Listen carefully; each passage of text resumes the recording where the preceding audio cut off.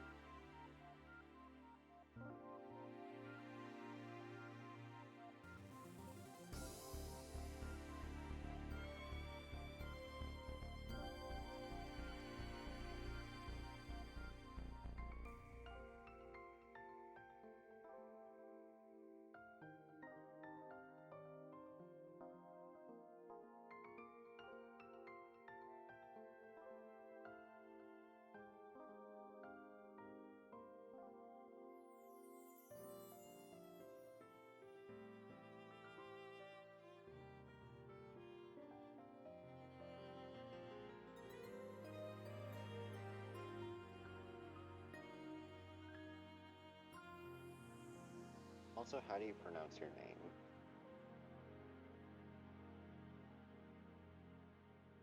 Yes, so in. Okay. Thank you.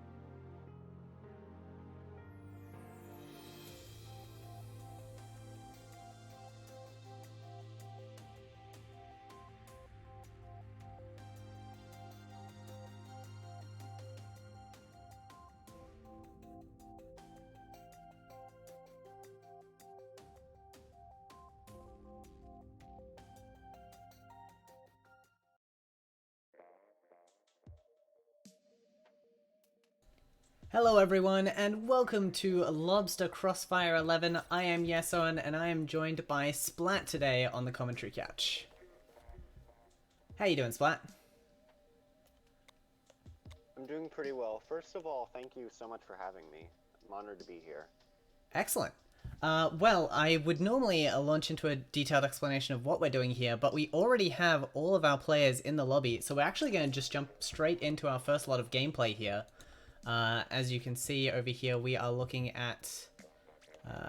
this is Zenile versus something plus. What was the team name? It was... what was it?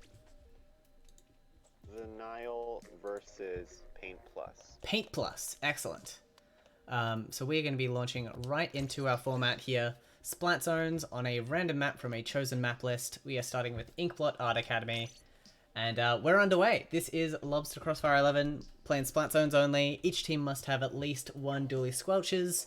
And you got to do well at Splat zones. That's about all there is to it here. You gotta paint the map, watch out for objective, get kills when you can. And that's ultimately how you win Splat zones. Absolutely. That's all you got to do. I am pretty familiar with some of the members from Paint Plus. I've definitely played with Dialis sometimes. I hope I'm not butchering that pronunciation. Rally, I think that's Ali, who's a Tetris player. The other two players I'm not too familiar with, though, and I don't really know anybody from Zenile, so it'd be interesting to see how this plays out. So Zenile, I know I've seen them play in this tournament before. They are not first-timers here. We've definitely seen Benny, Crystal, and Moist do some excellent work. Unseen, I think, was the star player the last time they played as well. So none of these players are unfamiliar to this format. They're going to be very, very aware of what the current meta is for this tournament, and I reckon they're going to be a tough team to beat moving into this first round. So based on what you're saying, I'm expecting Missile Spam, I'm expecting K52, I'm expecting Squeezer, Nautilus. Maybe not Nautilus. Right, so the interesting thing about this is that the tournament kind of has its own meta in terms of weapons because you essentially only have 3 to play with. Though we have seen the switch from the custom dually squelches to the vanilla dually squelches over the last few tournaments. So yeah, Missile Spam definitely seems likely. But as for the other 3, it tends to be comfort picks. We've got 3 splooshes coming out here on Paint Plus. Zenile running something a bit more common. I was expecting that. Yeah, I think the Gal you could probably expect though, and like the armor spam. It's been pretty popular for this tournament as well. So let's see how they do in their opening minutes. Already 2 down on both sides. Oh, it's already the Neo Sploosh. Junior is the last one alive. The only one who survived that massive battle in the first 20 seconds of the match. Yeah, Zenile doing a good job to establish control early on, especially with that battle being so, like, razor edge victory for them. We have the Ultra Stamp coming out now. It takes out Benny. Yeah. Ooh, but misses the yeet onto Crystal, so they're kind of having to maneuver around. This is a second Ultra Stamp, doesn't find anyone, and all the specials coming out here for Paint Plus, but they haven't managed to get neutral yet. Rally putting in some excellent work. As I recall, they were Tetris mains, so I do believe that Squelchers are probably the closest thing you could get to Tetris. Yeah, that's a pretty close transition, so it would be good for the player. I love seeing the Ultra Stamp through the splash wall there as well, really countering the effectiveness of the 52 Gal, which is something I don't feel like I've ever seen before. 2 specials being used by... what's the name? Zenile? Zenile? Yeah, 2 specials and Booyah. Still, they capped the zone, but they're losing their players. 2 people went down. Oh, Stamps are making some work, though. Yeah. This double Ultra Stamp comp. Killed everybody, yeah. Amazing. So they may have gotten zoned, but it makes you wonder what cost. I think a lot of the reason Ultra Stamp isn't too favorable in the meta at the moment is that 1 Ultra Stamp is pretty reasonable to deal with. But 2 Ultra Stamps seems to be a problem that these players have not yet had to tackle. Is definitely costing them a bit of their survivability. While we do see control going back to Zenile fairly frequently, Paint Plus aren't losing many members. So I think they're going to be able to... Ooh, as I say that is a double by the Tri-Slosher there on Benny. 2-for-1 trade, always a good time, especially when you're in control of the zone.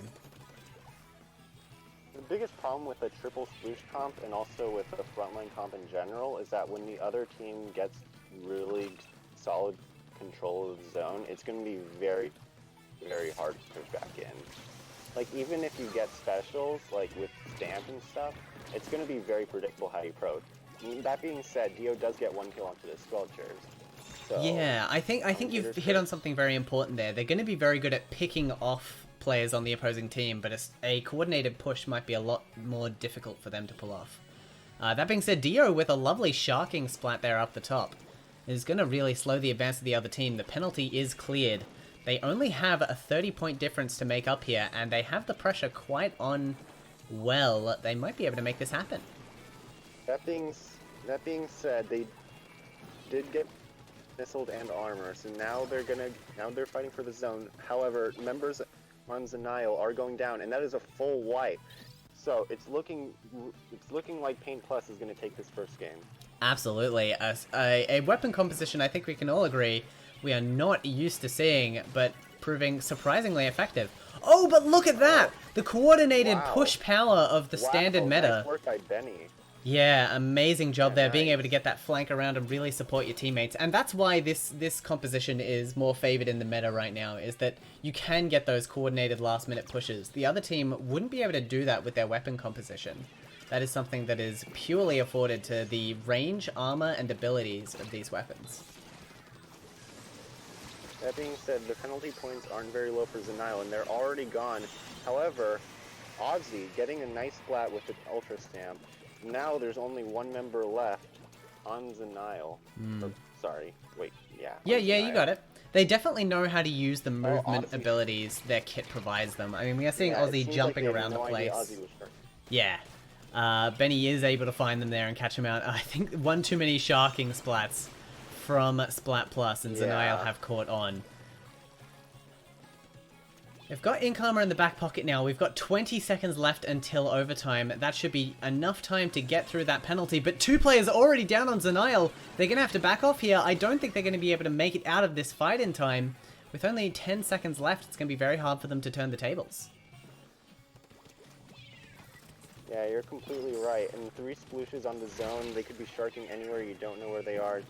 Seems like it's going to be too big of a task for Zenile to handle. So Pain Pluses will take the first game. Very well played for a triple sploosh comp, I must say. Yeah, this is clearly a practice strategy and not just a meme they're jumping in with. I gotta say, I'm amazed at the use of the Ultra Stamps here. I'll be sure to catch their abilities at the start of the next match, just so we can double check how much special charge they're actually running here. 5 stamps a match is pretty big. 17 splats from Rally, too. Very impressive performance, winning a lot of 1v1s and 6 missiles, making sure those players can move out of zone in order to retake it. Very well played overall. Absolutely. Seems like the next match will be Splat Zone's Mako Mart. I mean, Sploosh is, I think, will be a little better here. yeah, I was gonna say this is actually Mako more Mart, there's favorable. a lot of like, because yeah, you go. this map is very favorable to close range weapons because of all the walls and abilities to fight people at close range. However, that being said, there are people on Zenile who could benefit from this map as well, like the Tri-Slosher. Tri-Slosher is notoriously one of the best weapons on this map. That is very true. Great rush weapon, gets those round the corner splats that the direct fire weapons can't quite accomplish. Additionally to that, I don't think we've seen a lot from the Dually Squelches so far. Like, they definitely didn't have a major appearance in that last match. We saw a couple Tenta missiles, but nothing spectacular. They're going to have an even harder time here if their Dually Squelches players don't have a lot of practice with that weapon, because there are not a lot of great lines of fire for those Squelches to really come into their full effectiveness. It's always one thing to consider with the Lobster Crossfire tournament, is that because one person on your team is required to have a dually squelcher, you could have somebody on your team who's just completely unfamiliar with it, and that could ultimately harm your performance in the long run. Absolutely, it's good I to know get it's in happened the... to me in previous Lobster Crossfires. Right. Yeah, of course. In that case, yeah, it's definitely good to make sure you have someone who's at least a dualies player. And you mentioned, like, Dapples are pretty close. Pretty close. Tetras. Yeah, and Tetras, like right. Rally's on Tetras now. They're Oh. switching off from their triple sploosh comp Interesting. into a completely meta comp. Well, Tetras may be an exception, but Zap, not Squelchers. All Really thought they'd keep that. That's an amazing splat bomb splat early on there from Unseen, just exactly predicting where the Nautilus was going to be. And the resulting skirmish. Still 2 down. Oh! Yeah, now he has to duel. That Did is not unlucky. quite get out. Aussie with a great set of shots there. And knows they've been marked as well. We're seeing the custom dually squelches here from Aussie. Usually more favored due to the bombs themselves. But I will say, Tenta missiles have come into favorability lately, and we have seen some good use of point sensors. Oh, Moist has been spotted. That's going to be a jump out. Absolutely. No way you sit there under a Nautilus fire for more than you have to. And already half the way there is Paint Plus. 2 specials on the side of Paint Plus. Oh, and also 2 people down. So that will be a zone recap for Zenile.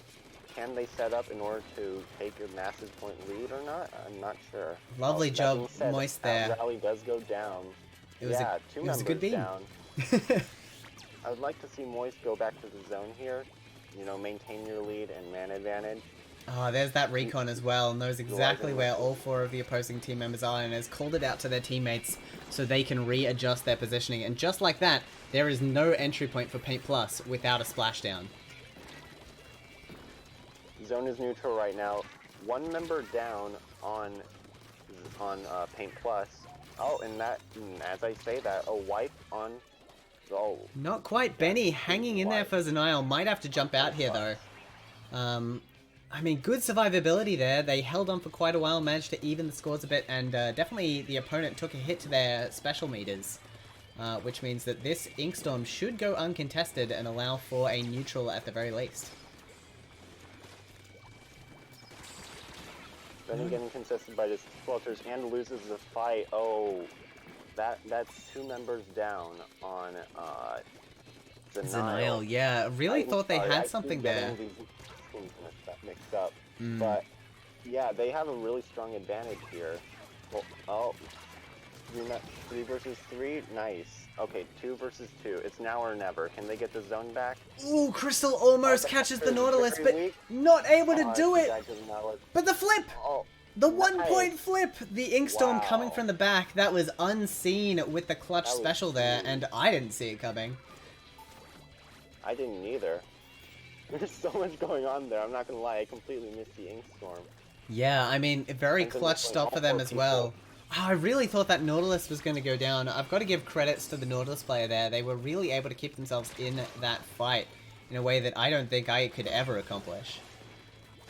2 members down on Zenial. It's looking like Paint Plus will be... Oh, and as I say that... It's 1v1. Oh, but the jump! Like, oh, this is so close. Should have invested in drop roller. Dio is able to clean that one up. Here. Nice. Just paint the zone. I think Paint Plus will get the zone here. Yeah. Yeah, 1 member down, and it's your painter. Oh, good spot on Moist as well. They know exactly where to hunt for these players. Dio is firing at exactly where all these players are. Only missed that last one due to a jump out. Very aggressive right now with the support. Yeah. That's what you expect from a Dio, you know? It's all attack. That's the best way to keep your opponent suppressed. So we've got 2 up here for Zenial, and Ink Armor ready and waiting, but probably going to wait until they have the rest of their team on standby. Oh, maybe not. No, they are desperate. They know it's now or never for this one. 7 points left in the penalty. Not quite able to get the Inkjet. The movement a bit too strong for Crystal. And that is the timeout. I think that was just we were out of time, right? That wasn't even a knockout. I think it was a knockout. Oh, it was a knockout. Okay, Yeah, I didn't see when Paint Plus got control back, but it must have been during that Inkjet scenario. That is a very strong showing for Paint Plus. That is going to put them on match point for this set. Rally with a nice 14 splats leading the board again. Very nice set overall by Rally. Yeah, I mean, Paint Plus really just a strong showing in that set. Very good way to start round 1. My goodness, we are starting strong here. I really thought Zenial would be in with a chance here, but it seems like it's just a matter of different strategies and playstyles that is causing them a bit of problem here. For Piranha Pit, what would you recommend Zenial do to counteract the strategy we've been seeing from Paint Plus? Quite frankly, I'm not sure what they should come up with because I don't know what Paint Plus is going to come up with in the first place. We've seen a triple sploosh comp from them. We've seen double squelchers. You can't predict what they're going to play on this map.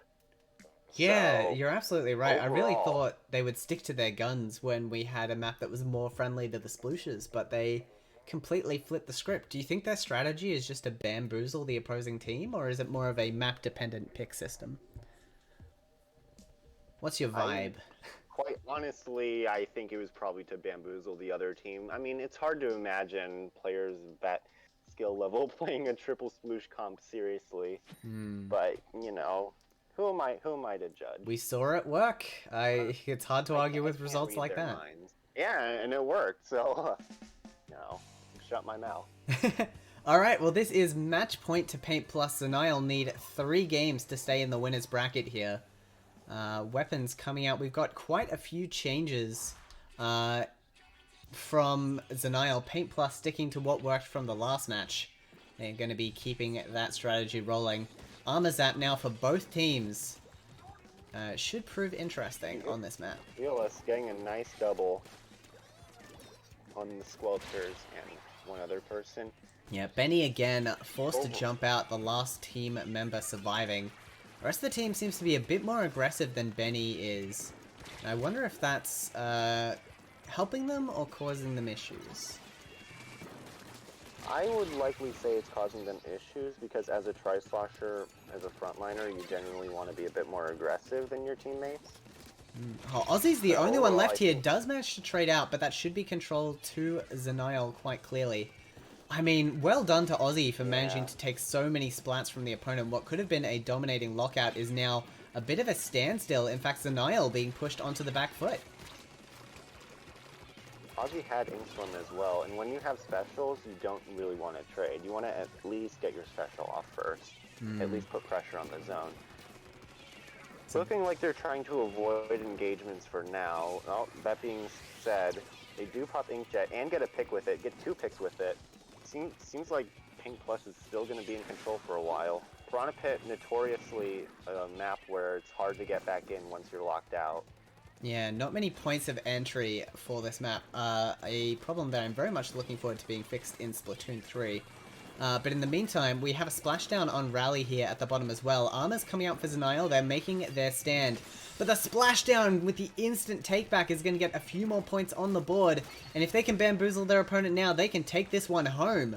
Only one player left to find. They are all on Moist. It is looking like curtains for Zenial. It's not looking good. Not looking good, but as you say that, they are contesting zone, and it seems like every time we make a comment like that, they always reverse it, you know? Yeah, Zenial just not able to hold up against... A real thing. It is not a real thing, and I will fight you on that. Zenial not able to hold up against Paint Plus's combat prowess. I mean, that is going to be points to them. Were you watching the match? I was, yeah. Watching the match, like any time we said like the game was going to be over, they would neutralize zone, and then when we said that it looks like they would cap zone again, then the other team caps. But I did also say some things that did happen. Like I was like the team should be able to push back in with a splashdown here, and that's exactly what happened. You know, is that commentator's blessing? Is that what was going on? I'm a big adamant fan. I've never heard that term before. Of course, because it's not real, because human brains are designed to notice things that contrast with what they believe, but you don't notice things that line up. You gotta switch your thinking on it. Commentator's curse is just as real as any other phenomena that you could invent. I'm blowing your mind today. This is some good stuff. All right, well, with that is round 1. With Paint Plus moving through. I do have a standings sheet here we can look at as well. Just so we can see all the teams in the tournament. It looks like we actually had more teams than I originally expected. We managed to reach 10 teams, which means that... Oh no, 9 teams is what we have here. Which means that Jackpot, moving forward from round 1, having to play an extra match. Typhoon are going to be in the bottom losers here. And we have Paint Plus advancing, Zenial dropping into losers round 2. Let's have a quick chat about some of the other teams we have here as well. I'm just curious as to what we know about them. Obviously, Splat, you mentioned that you recognize quite a few teams here. Could you give us a bit of a lowdown? Yes, one of those teams I do recognize is Jackpot. Members on that team are Leafy, a really strong 2800 Nautilus. Q, another strong 2800 Charger, Legend, who's very strong and friendly Splash player, and Xe, who is, in my opinion, one of the best supports in North America. Amazing. So, as you could probably tell from what I said, Jackpot is certainly a force to be reckoned with. They're known as a top team for a reason. 100%. If you're any way familiar with international competitive Splatoon, you've seen Jackpot before. I can almost guarantee it. looking into who else we have here, we have Memory, which I believe you mentioned you are familiar with, at least partially. Yes, I do memorize Memory because one of my friends, Luke, is on that team. Luke, if you don't know who Luke is a 2900 XP K52 gal. Also plays several other frontline weapons like K-Shot, sometimes CDS or VDS. I wouldn't be surprised if Luke ends up playing those weapons. But one thing that I do know about Memory is that they don't have a designated Squelchers player. Actually, the players on their team, or on their roster, are Nova, who's a junior main, Rhythm, who's a bucket main, Drifty, who's a squeezer main, and Luke, who primarily plays K52 and K-Shot. So they don't really have any designated Squelchers players, so it makes me curious what they're going to do. Yeah, K52 is very popular for the meta in this tournament, as well as the meta at large right now, so it'd be a shame to drop that weapon from your lineup for the dualies, but someone's got to do it. So yeah, hopefully we see them in a future round. We might even be able to see them next round, depending on how that match pans out. Okay, well that is our standings for now. We've also just received the result there that Diamond 4 have gone 0-3 to, and I'm going to pull up the roster just so I can get a zoomed in version of this. Okay, it does say what I thought it said. Generally with crude names, I don't read them out unless they make it to grand finals. So Team LF are going to have to work quite hard if they want to get their name read out on stream. But good luck to them. They've managed to take their first round. We'll see how they do moving forward. Still waiting on the results of Avon and Jackpot, though that one will probably be a while because the round 1 match had to precede it. And we'll have a look into losers later on. Okay, so what we're probably going to try and do based on that is we're probably going to try to get Team LF versus their next opponent. Hopefully it's Memory so we can see your see which of those players is playing the dualies, the dualie Squelchers, because I am quite curious as well. You've piqued my interest. That being said, they are going against Brand Nation. And Brand Nation, although not an official team, is a pickup of really, really, really strong players. Basically top players, all of them in +1. Those players are Ice, Bagel, Biscuit, and Bran. Ah, yes, I know a few of those players. I've seen them before. That is very, very exciting. And Memory certainly has a chance to beat them, but it certainly will be no easy task. Okay, well, as we await the results, I imagine all the 3-0s have come in by now, so the remaining matches should be fairly close. I guess we can jump back to the standings and just keep an eye on those. No reason to move on from them right now. Yeah, so this match here is going to take a while, but I suggest that we watch this match here. So Brand Nation and Memory is the one we are waiting on at the moment. Yeah. We'll see how it is. Lost Boys? Yeah, okay, I can say Lost Boys. That's a good point. Lost Boys? Yeah. We'll just say Lost Boys. I was wondering how to pronounce that too. Oh, yeah. that is not how it's pronounced, but the correct pronunciation is not kosher. Oh yeah, that would make sense. Yeah. So we're gonna leave that one be for now. We have the result. Brand Nation has come back as the victors from that match. So we're going to be watching Brand Nation take on the Lost Boys. Very exciting. Yes, with a set count of 3-1. So Memory did do some damage to them, but it wasn't enough. Memory being sent all the way to losers round 1, they're going to have to make a serious comeback if they're going to win this thing. And losers bracket is so rough as well because you've got to be able to win in best of 3 format. Best of 3 format is so scary because you have so few chances to make a mistake. Anything can happen. Exactly. Yeah. A better team can lose just because they haven't had enough time to prepare and take on their opponent. It is scary stuff. Okay, I have accepted. Looks like we're getting Brand Nation and Los Boys in the room right now. That we are. We've already got the captain of one. I also want to give a little bit of insight into Los Boys. Mm-hmm. Their team captain is Mig Cass. I hope I'm not butchering that pronunciation.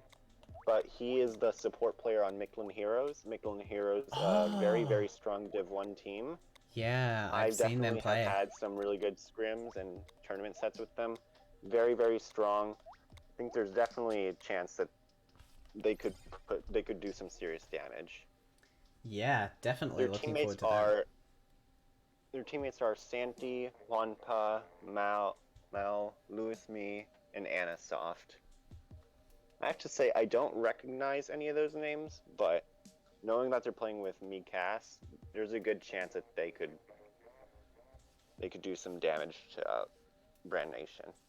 All right, that is quite the exciting premise. Love it when you get some star players in here who can really flex and show their skills. And for those who don't know, Lobster Crossfire is not a zero stakes tournament. No, no, no. There are prizes for teams that can place well in this tournament. I'm just going to double check, as I always do, to make sure that the prizes have not changed, because sometimes they do. But the first place team is going to be earning themselves 80 USD to be split amongst their players, as well as a Sendo.Inc badge that is unique to the Lobster Crossfire, which is always very fun. And the second place team gets 40 USD to split amongst themselves. So if you want to get a prize, you got to make it to the grand final. That is how it works.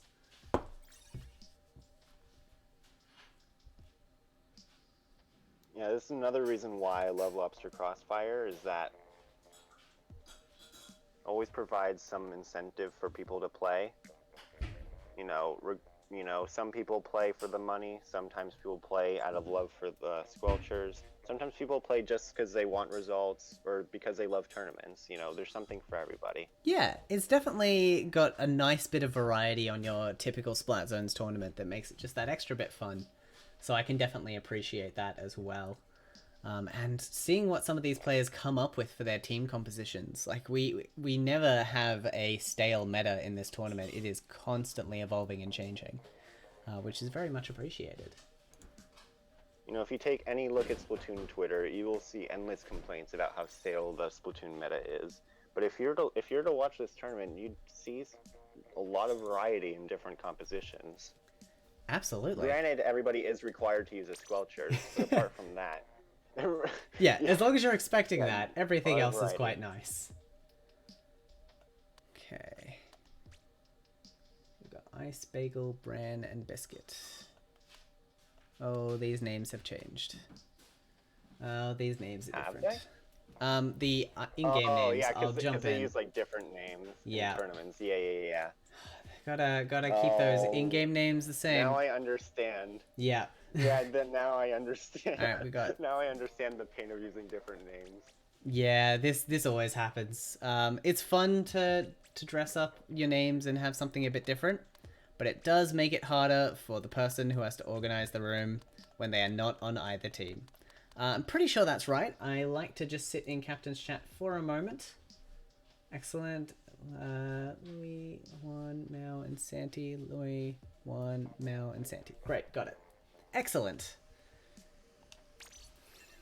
Lovely stuff. All right, we are clear and we are ready for our first game of round 2. Technically round 3 if you count the pre-game round that had to occur because we have 9 teams.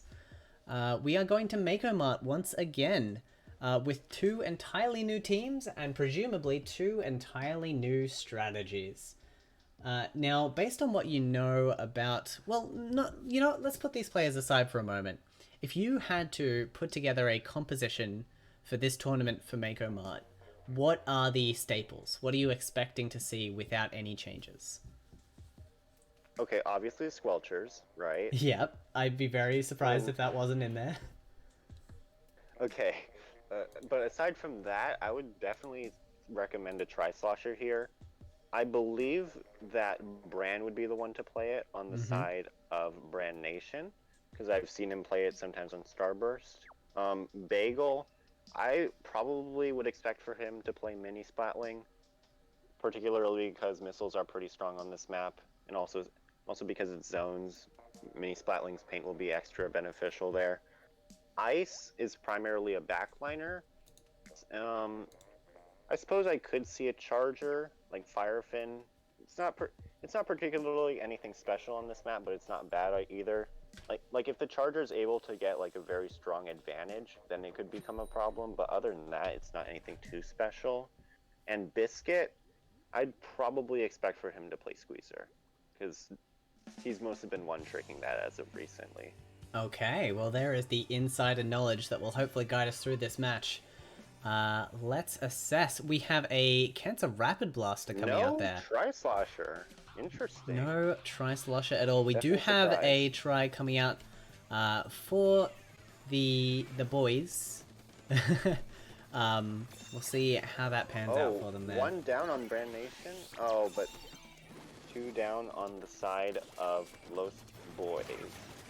Yeah, Los Boys being pushed Yes, back into their base very quickly here. Ice goes down to the bomb. I believe that's Ice. I believe that it's Biscuit on the K52 and Ice on the CDS. Right. That gives Los Boys a chance to push back in. Oh, we do see But the Biscuit gets a Inkstorm nice coming out hit. here. I was really expecting to see the Armor Slosher on this map, but I suppose we've got enough armor on this team as is with one. So, interesting to see how these bombs are going to be landing. Oh, that They're is a using very good lot of armor, hiding. Missiles. Yeah, they're using armor, missiles, and no, I'm sorry, armor, Inkstorm, and Booyah all together, and they still didn't cap the zones. So that's going to be pretty problematic. That being said, Biscuit does not see Sandy here. Ooh, Oh, but he doesn't kills him matter. anyways. That's unfortunate. Yeah, That is tough a to fight that threatening point aura on your from next Biscuit game, there. isn't it? They do get the Yeah, cap S, that is Biscuit, going in to my apply the opinion- penalty, but that is a complete wipe with Biscuit, a triple. Nice. A triple on the gal. That is so spicy. Can't say I'm surprised. In my opinion, Biscuit is arguably the single best player in the West.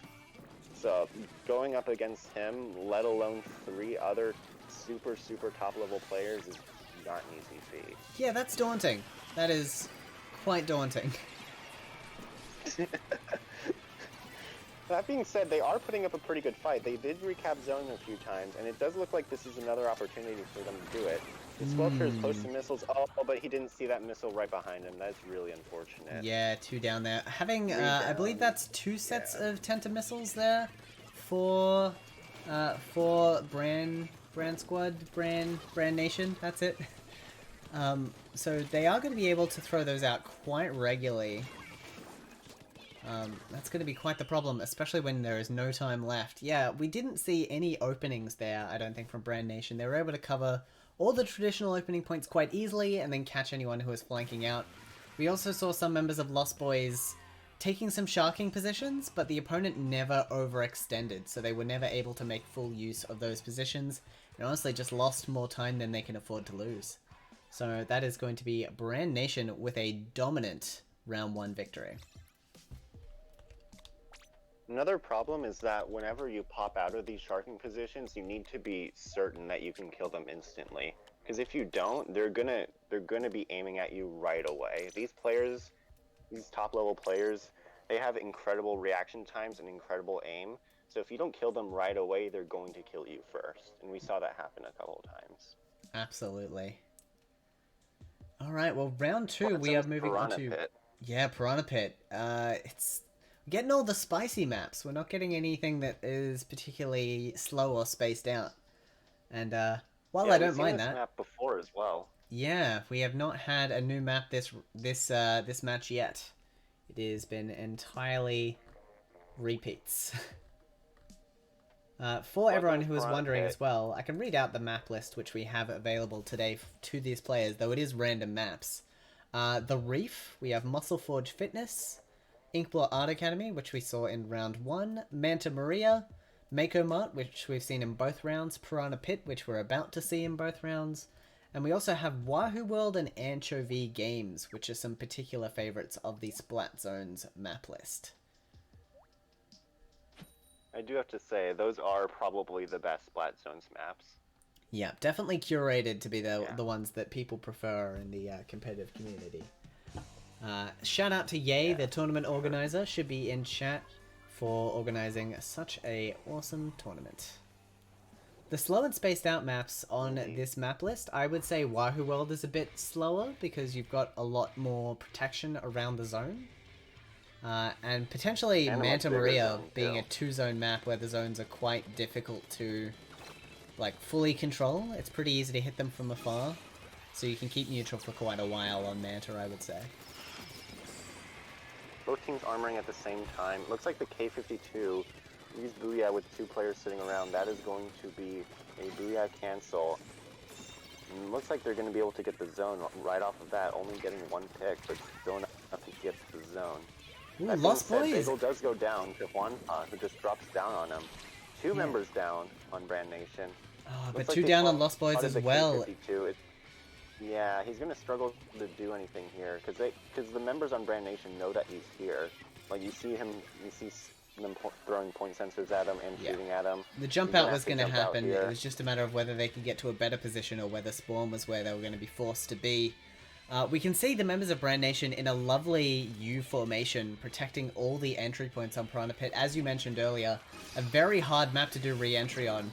Hopefully this Booyah Bomb and Ink Armor combo will be enough to get them in, and hopefully a splat, because without a splat, they are not going to be able to hold control of this map at all. That being said, they just used armor, and they have 1 player down, now 2 members down. It's going to be a massive struggle to come back from this. Yeah, I mean, we just saw 3 specials come out from Lost Boys at once, and no splats. Like, very clearly, Brand Nation knew exactly how to retreat, pull around, and reassert their dominance using their own specials. Baller's gonna come out here just for fun. Oh, but look at that, a neutral was established! Just for fun? Just for fun! Oh, but only 1 player left. I was gonna say, that was dangerous. That baller was absolutely a just for fun baller pop, and they almost lost their team. Like, they lost 2 players. That's a bit of BM that almost cost Brand Nation some time, but they were able to 100-0 very cleanly there. It's not looking good for Lost Boys moving into the 3rd game of this match. Not looking good at all. Yeah, all the momentum on the side of Brand Nation. Also, as the reputation of a bunch of Sears top players, you gotta feel a little bit intimidated at this point, or a little defeated. And Inkler Art Academy, we're getting a perfect set of map repeats from the first round. That's unfortunate, but not impossible. There you go. Oh, we have Ye saying in chat that Sky is the one to credit for the map list. Sky, one of the moderators for this tournament. Thank you very much to Sky. Yes. So credit to Sky that we're not playing on Splat Zone's Moray right now. Oh my god, Splat Zone's Moray. Why would anyone ever? It's happened before, believe it or not. Madness. That is absolute madness. Yeah. Well, hopefully no Moray in Splat 3. Alright, let's see what we've got here. A few weapon changes here to space things out. We have a mini Splatling coming out from Lost Boys. Whereas on the side of Brand Nation, we have a Rapid Pro Deco, as well as a Splash Neo. Interesting set of changes. Why do you think that is?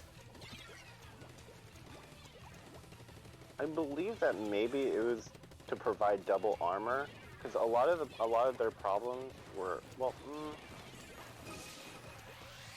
I'm not quite sure actually. That's totally fine. We don't have to have all the answers here. What we do have though is a very nice double splat there onto Lost Boys. And look at the movement of these players. Both of them just dancing around the opponent dualies and shutting them down immediately. Income is coming out as well, and they are on plat. They are causing a mess. They're being such a nuisance, and there is really no way for Lost Boys to get past this. Yeah, Biscuit's just killing everyone. Oh, didn't kill the Squelchers though. But quite frankly, I don't know if that'll be enough. Bagel That being hangs on for said, there quite a are 2 while. members going down. Now 3 members going down on the side of Brand Nation. When you're using missiles, it's now or never. Can they get to the zone? Yes, they do. Ooh, we do see the those tender missiles missiles. getting the splat there, perfectly surrounding those dualies. And that is the wipe onto the Lost Boys. Brand Nation should be back in control in no time here. What looked like a very good hold was immediately disrupted. I just imagine that Brand Nation have re-entry down to a science. That is the only way they'd be pulling that off. Nice pick on the Rapid by Lusme. Very, very close to armor as well. Oh, but that's picked off by Bagel. I didn't even see that. No, did not see that at all. Really no doubt. No Yeah. doubt that the Lost Boys didn't see that one either. Either stuck there under the railing or maybe just low on the building. But a great suction bomb placement, and that is really setting them up for the KO here. You saw Bagel try to go for that one more time by placing another suction bomb under that ledge. Might be a really, really good strategy. Ooh, that is the cap for Lost Boys. I did not expect that, and what I also didn't expect is that we have 2 down on Brand Nation. Bagel having to retreat here, just heal up. The dualie's doing a good job staying up, but at this point, I'm worried they might start staggering their spawns if they don't regroup. I'm honestly surprised that Bagel is still alive here. He's had to survive like 2 people chasing him. Oh man, and Bagel, despite not having the range advantage, And manages finally to... he goes down. Yeah, wow. Just waiting for that teammate. I'm surprised the dualies lasted as long as they did, considering they have a range advantage in that fight. But as we mentioned at the start of this, if you don't have a dualie Squelchers player on your team, you just gotta give it to someone. So they may not be the most adept at the weapon. They just gotta use it.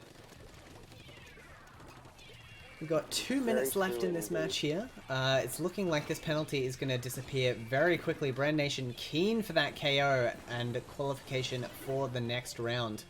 But we have the Inkstorm rolling out here as well. One thing I will note about the comp we've seen from Lost Boys is they are putting out a lot more ink than they were before. And it's really helping them in getting these neutrals and these caps without getting the splats. It's definitely keeping them in this match.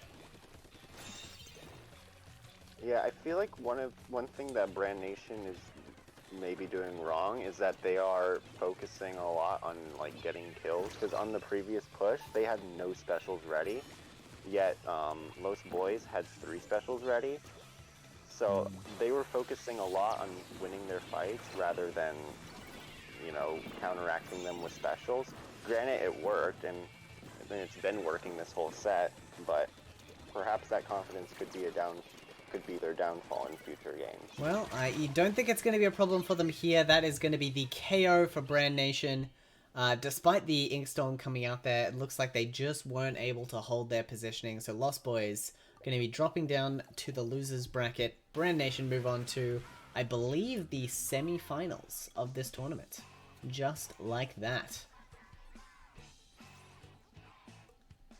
Very well played by Brand Nation. They will be facing the winner of Jackpot versus Paint Plus. We have seen Paint Plus play in the first set, and Jackpot, known as a very, very strong top team. Be interesting to see how that set would go. Absolutely. Okay, just checking the results board here as well. That should refresh, or maybe it doesn't need to refresh. Excellent. Yeah, so we can see Jackpot Paint Plus. Those the winner of that will be moving on to the semi-finals, and the winner of the semi-final guarantees themselves some prize money and the spot in the grand final with the bracket reset under their belt. We've seen that bracket reset matter before in this tournament. We've had the reset into the winners of the first set taking the tournament, so you really want to have that advantage going in, especially because it's so hard to get there via the losers path. Yeah, exactly. You know, that set determined who gets into winners finals and who gets sent to losers round 3. That's a pretty big difference, you know? Absolutely. Additionally to note here, Typhoon have had what I would argue is the worst luck, going 0-3 against Jackpot, then 0-3 against Memory, 0-2 against Memory, not able to take a single round because they've had 2 incredibly tough opponents. Like to give a quick shout out to Typhoon. Thank you so much for joining this tournament. It is always tough to go up against players of this caliber. We hope you had a good enough time. And hey, you know what? You get to enjoy the rest of your evening. Maybe tune into the stream. Maybe just go and play some Salmon Run. You know, evening's yours. Congratulations. I'm not gonna lie, I forgot Salmon Run existed, but yeah, that is definitely something that they could do. Absolutely. Oh, Sky Coach's Typhoon. I see. Well, Interesting. I didn't know that. Well, unfortunate that they've had the hand they were dealt today. I wish them luck in the future. So now what we're going to probably do is Jackpot and Paint are going to be fighting it out right now. Then we are going to watch the semi-final match between Brand Nation and the winner of that set. Then we'll move down to Loser's Bracket and watch out the rest of the tournament. And yes, AU had a Salmon event yesterday evening for Australia, so it would have been yesterday morning for the NA crew. It was pretty fun. Got to play some salmons. Always a good time. Not something you get to do very often, especially with all the ranked modes people are usually playing. It's a good time. Yeah. I didn't personally play. I spectated a few people streaming, but I did not have time to play myself because I was very busy. Been keeping up with a lot of different things. So you have time to watch it, but you don't have time to play it. Yeah, because you can watch it while doing something else, right? Like you can watch it while you work, or you can watch it while... Right. Yeah. That's alright. I'm looking forward to playing a lot of Splatoon in the new year. Got a lot of cool things coming up. Speaking of Splatoon in the new year, there is going to be a new Splatoon game in the new year. We'll see. How do you feel about that? I mean, I'm very excited. Like, I'm totally okay to not have any details right now, and until there's a release date, I'm fine not thinking about it, because that'll just drive me crazy. But, yeah, I mean, new Splatoon game. I'm definitely keen to get wrapped up in this all over again. I imagine it's only a matter of time. It is only a matter of time indeed. I do hope that it is relatively soon, but... I don't like your chances of before July, and even then, I see no reason not to push it back to Christmas. Like, games need time. Yeah, true. It's probably going to be a modified version of the existing engine because of the new movement abilities, so that kind of stuff just takes time. What I am hoping for is that we get a test fire in July, because then we get a little taste. Yeah, I didn't think about that. It's been a long time since I've played the Splatoon 2 test fire, obviously, but yeah. That was... I remember that. I still remember the days of playing that, and it was really, really fun. And quite frankly, I still love Splatoon 2 to this day. Oh, so, absolutely. We wouldn't be here doing this if we didn't, right? Of course. And, you know, as much as, you know, I'm excited to play Splatoon 3 and I do want to play it, I do know that once that game comes out, Splatoon 2 will lose a lot of its fan base, and the game will die down. Well, I mean, Splatoon 1 still gets a lot of people playing for the exclusive maps and content. It could stick around for a while. More importantly than Splatoon 3, though, Jackpot and Brand Nation, or Jackpot has beaten Paint Plus 3-0, so that means Jackpot will be playing it against Brand Nation. Alright, that is the match we are going to watch then. Jackpot and Brand Nation. Okay, Very, very interesting to see how this set will go. I know Jackpot has taken sets off players like these in the past, but you can't. It's hard to argue against Brand Nation being the favorite here.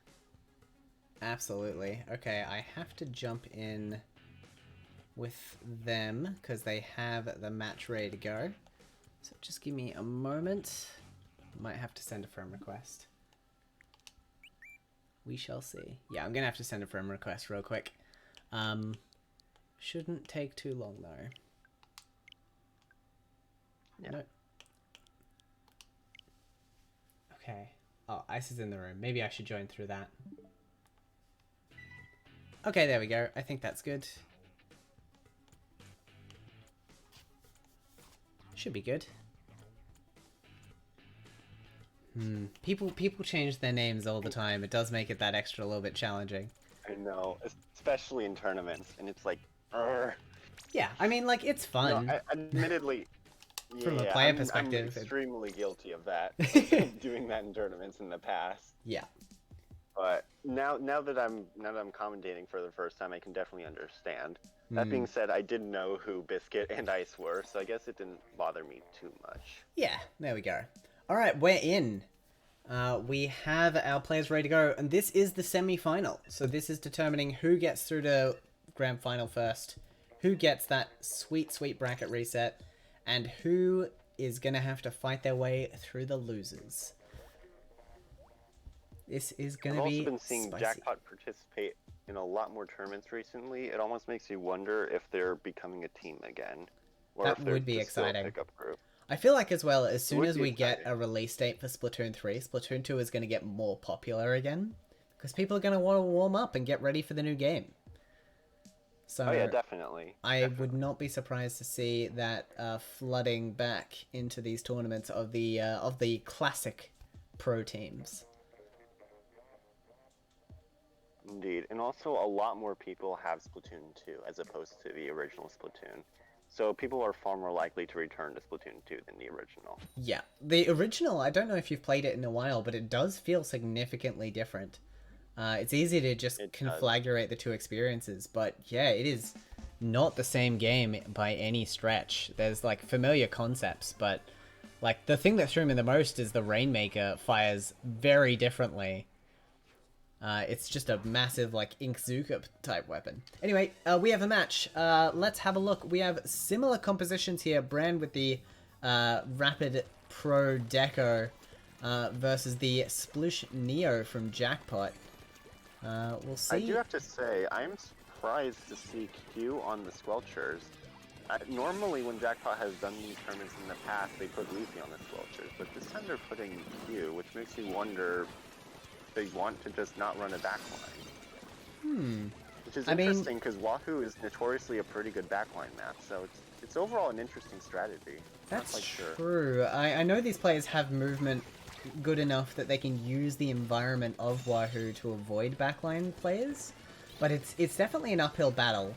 We are seeing Jackpot with the lead here, and a lovely set of shots there from Xe is going to allow them to back the last remaining member of Brand Nation into a corner and take them out. Down. Yeah, amazing work there. Nice. That is a very good opening from Jackpot, and they're going to be able to get to 50 remaining, no sweat. But their opponent with 3 specials ready to go is definitely about to open up. Or will it? Because both teams do have 3 specials. Now, Jackpot has all 4 Oh, the specials. Booyah Bomb's going to go right now. there. That is going to be a nuisance if they don't drop down soon. That being said, Brand Nation's smart, not using their specials right away, knowing that after Jackpot has wasted burning all their specials, then they could use their specials to very likely take back zone. It's true, but I'm wondering if they've waited too long. They are almost out of time. Yeah. Oh, the splat on the zone is enough to stall it! That's amazing! All they need now is another splat, and they will have control, and they get it! Biscuit. Oh! Biscuit is so cracked, oh my god. Oh, Biscuit versus Leafy, who wins? Trade.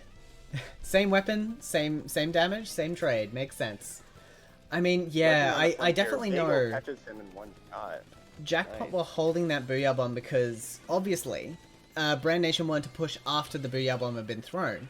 So as long as the Booyah was just held there, no one could move, and the points were going to Jackpot. So they did a good job stalling, but unfortunately they had 3 points too many remaining on their board. And that has meant that now we have Brand Nation with a significant chance of coming back. Looks like Jackpot is contesting zone here. They already burned Booyah, but they are getting the bomb rush on from Legend. Good job with the bomb rush as well. We've got 2 splash walls on the side of Brand Nation.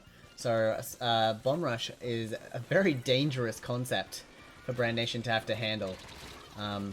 Yeah, Jackpot Nice easily cleaned that up. Jackpot holding zone now. And no 3 players members down. Only Biscuit. That They is... know that he's back from spawn, so now they're able to just paint the zone. And paint up knowing that they're safe. Yeah, Brand all being- 4 Brand on being Jackpot marked. are going to make this very difficult to move forward. We're seeing the A lovely use of the point sensor here, just to keep Ooh. an eye on that one player. Xe goes down though. That's pretty bad because now they lose their support player. So now it seems like Brand Nation, especially with the help of the Bomb Rush, is going to get the zone back. That being said, Jackpot is quick to retaliate with a pick on 2 players and the missiles.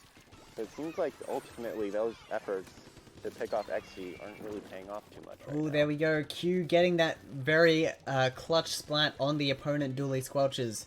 It's going to provide them a bit more time to chew through the penalty, and more importantly at this point, chew through the clock. They just need to hold out for another minute. They can afford to give up the zone a few times, but ideally they hold it for as long as possible.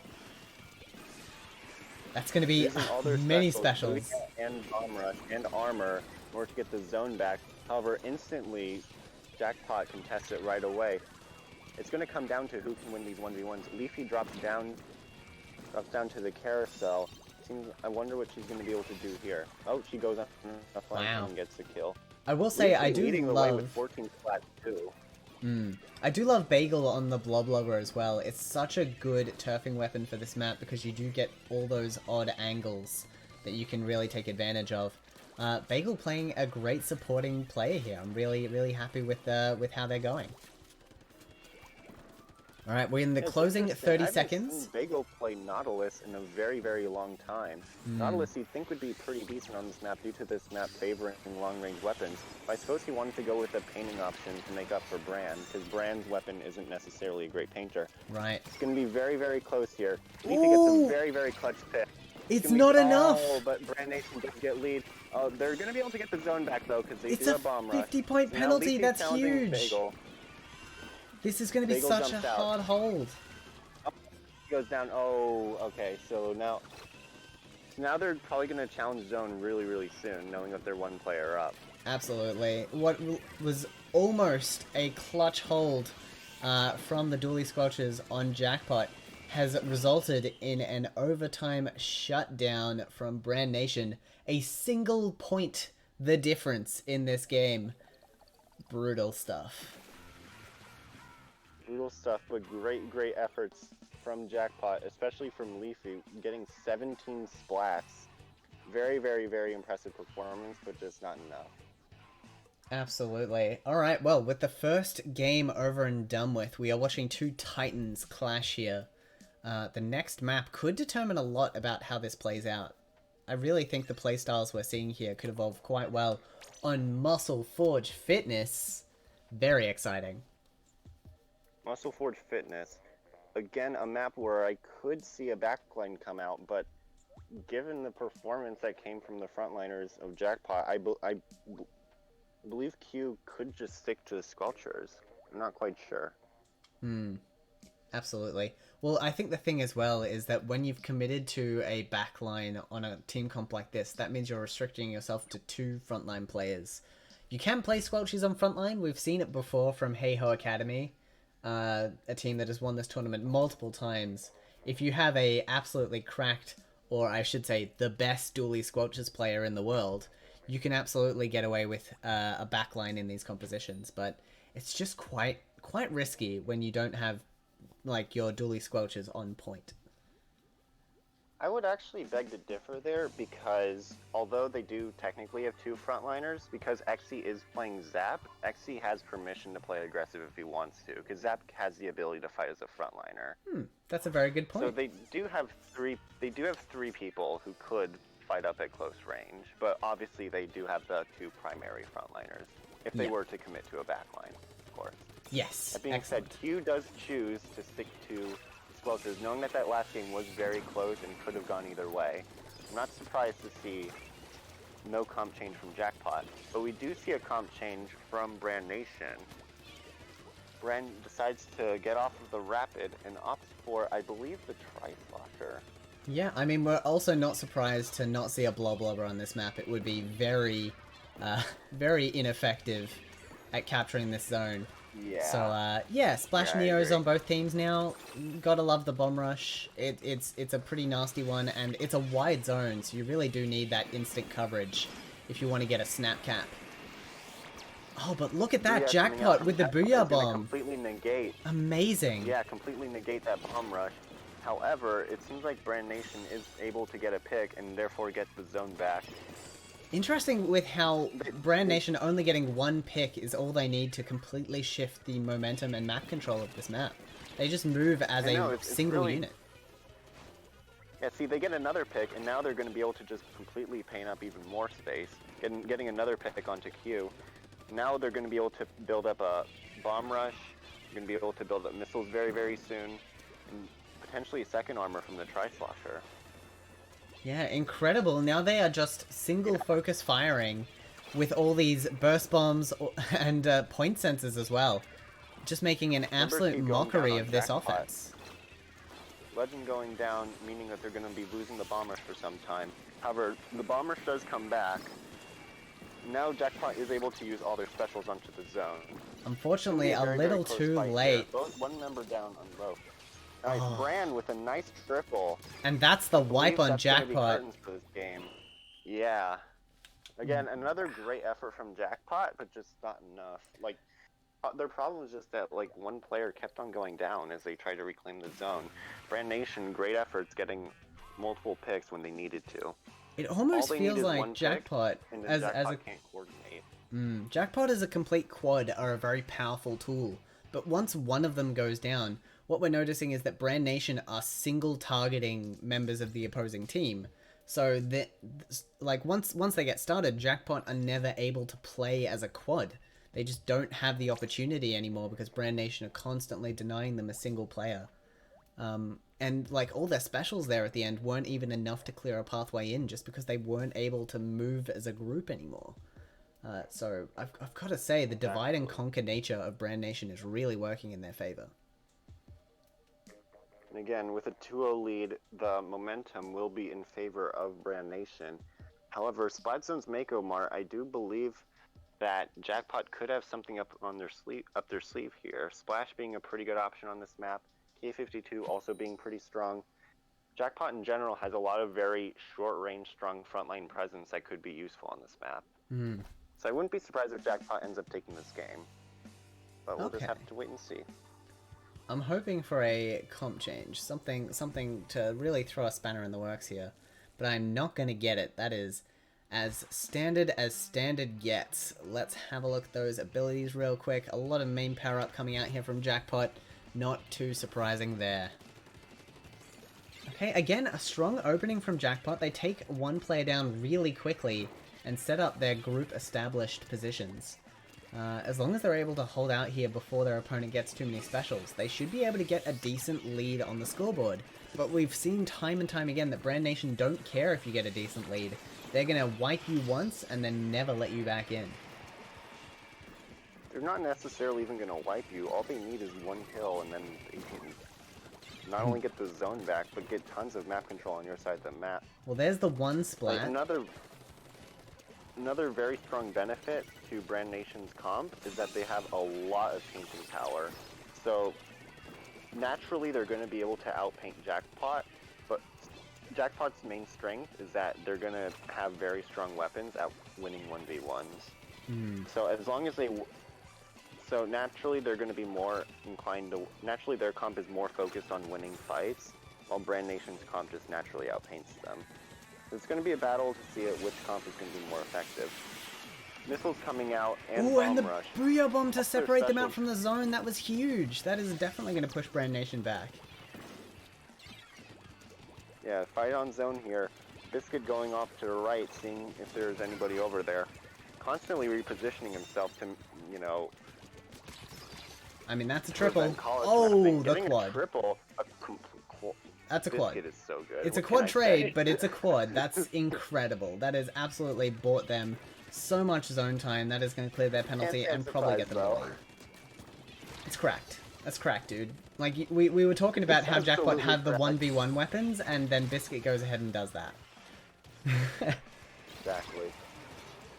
Okay, well, Jackpot... Oh, no, one player left, and they have been spotted by Biscuit. They are not going to be able to go anywhere here. Yeah.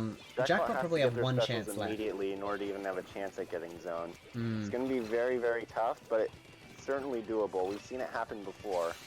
Booyah comes out immediately, helps the rest of the team get their specials. They're going to throw that at the back again, gave them good spacing last time, and immediately they capture the zone again. A very well-practiced strategy that has been working quite well for them so far. Leafy... Nice kill on Biscuit, that's going to be huge. Oh, Double armored, though, on Brand Nation. Double you can't armor. fight that. That's going to be zone capped back on Brand Nation. Incomer is XC, they know so exactly where he is. rough, He's going to have to dude. jump out. Yeah, I know. So they're going to... Brand Nation does have to get their specials immediately, though. Zap is about halfway to armor. Squelcher is very, very close to missiles. They do have Booyah ready as well. Jackpot, though, does have 3 specials, and knowing that Brand Nation is not ready with their specials, they're going to go straight for zone. Oh, interesting. They use Question is, their are they able to suction get it? rush. They can. They use their suction rush to draw out the opponent's Booyah bomb, and then they follow with a Booyah of their own. That's a very clever tactic. Unfortunately for them, it did not work in spades. They haven't been able to take out a single member of Brand Nation. They did buy themselves another penalty, but those penalties get shorter every time they stack one on. Not to mention, we've only got 1:30 left in this match. Yeah, it's going to be a tall task for Jackpot to come back from this. They have been able to successfully reclaim zone many times, but the problem is that Brand Nation keeps on Dunking on him. keeps on getting the kills whenever they need to. Absolutely. Prevents Jackpot from being able to reclaim zone for more than, say, 10 seconds. Yeah, and 10 seconds is not enough to clear that penalty, so that is going to be Brand Nation moving through to the grand final with the bracket reset in their pocket, some guaranteed prize money, and definitely staring down at the rest of the bracket as the team to beat if you want to take this tournament home. Scary stuff. They will be the team to beat indeed, not only from at this point in the tournament, but I would argue they were the team to beat since the very beginning. I mean, yeah, you definitely had them picked, so no major surprises there. Alright, looking at the rest of the bracket here, we have Memory taking Diamond in a 2-0. Memory we picked as a strong team from the beginning as well. They've been clawing their way through losers bracket right now. They're currently up against Paint Plus. We also have Zanail dropping 1-2 against Avon, or Awen, I think it's Avon. So they are now against Lost Boys in losers round 3. So we're probably going to next be watching the losers round 4, the losers semi-final as it were, between the winner of Paint and Memory and the winner of Lost Boys and Avon. It'll be very interesting to see how that set would be. I do believe that between Paint Plus and Memory, it'll be a very, very close set. Paint Plus, as we saw, was a very, very strong team. So it'd be interesting to see how they do against Memory, especially knowing that Memory doesn't necessarily have a dedicated Sculptures player. Very true. And Memory, the only team they've lost to so far is Brand Nation. So, and they took a round off them, which is something we can't say for Jackpot. So, fortunately for the double elimination format, they still have a chance to get their revenge. They've just got to go through 5 different teams to get there. I wouldn't be surprised if Jackpot does come back. They have won previous Lobster Crossfires in the past. And they've shown that, you know, they've been very, very consistent, very, very capable in taking out very, very strong teams. Oh, also, Ye has pointed out in the chat that this will be the last tournament before we hit 1 year of Lobster Crossfires. I know the Dooley Squelchers tournament has been going on for quite a bit longer, but ever since the rebrand, it will have been 1 year. So, happy birthday to Lobster Crossfire. Very exciting. Happy birthday to Lobster Crossfire, indeed. I love this tournament series. I hope it continues to go on for a very, very long time. It's been too bad. 2 years, apparently. Never mind. Well, if it's 2 years, then it's probably accounting for the tournaments before. Lobster Crossfire hasn't been rebranded for that long.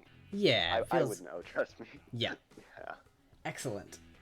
Okay, well with that, it's just going to be a quick wait before we get the results from the 2 matches we're waiting on. Because it's losers bracket, they're best of 3. They'll be over very quickly. We're probably not even going to have time for a break.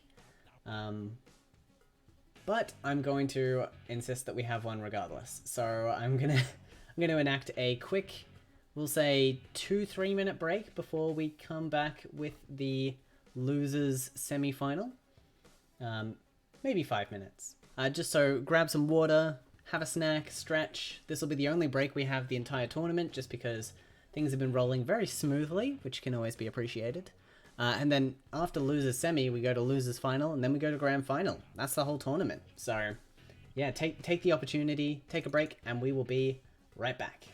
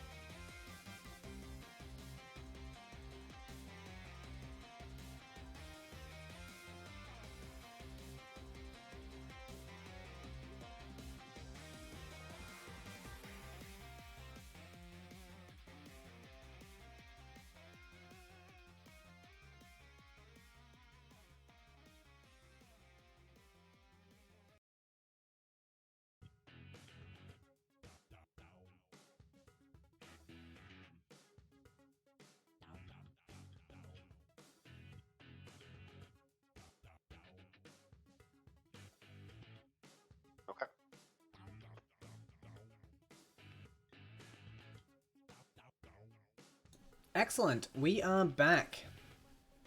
I hope you had a nice little break there. Just as an update, I can confirm that Memory have won 2-0 against Paint Plus, a team that we saw do quite well early on. But losers bracket can be brutal, so it is very hard to know how those matches are going to go. Like, best of 3 is rough. It is very rough indeed. You never know what will happen. You wouldn't know if Paint Plus would try his triple sploosh comp again or not, or if they would go back to their traditional roots. But nonetheless, Memory, with their amazing efforts, does take a 2-0 win over Paint Plus. Absolutely. I'm going to take a quick moment to thank our new followers. We have, I think, 3 new followers here. We've got Moxie is cool, we have Half Retro, Half Modern, and we have Naskagon SPL2. So thank you to all our new followers. Hope you're enjoying this Splatoon content. We see you in chat. Thank you very much for being here. Yeah, we're currently underway with the Lobster Crossfire 2 tournament. There are only 5 teams left in the tournament at this point, and we're about to be down to 4 as soon as we receive the result from the results chat. So very soon we will have our losers semi-final, then we will have our losers grand final, then we will have our winners grand final, or just grand final, I guess. So yeah, not a lot. Right? Yeah, I mean it's basically that. Not a lot of Splatoon action left to go, unfortunately. But yeah, we'll get there.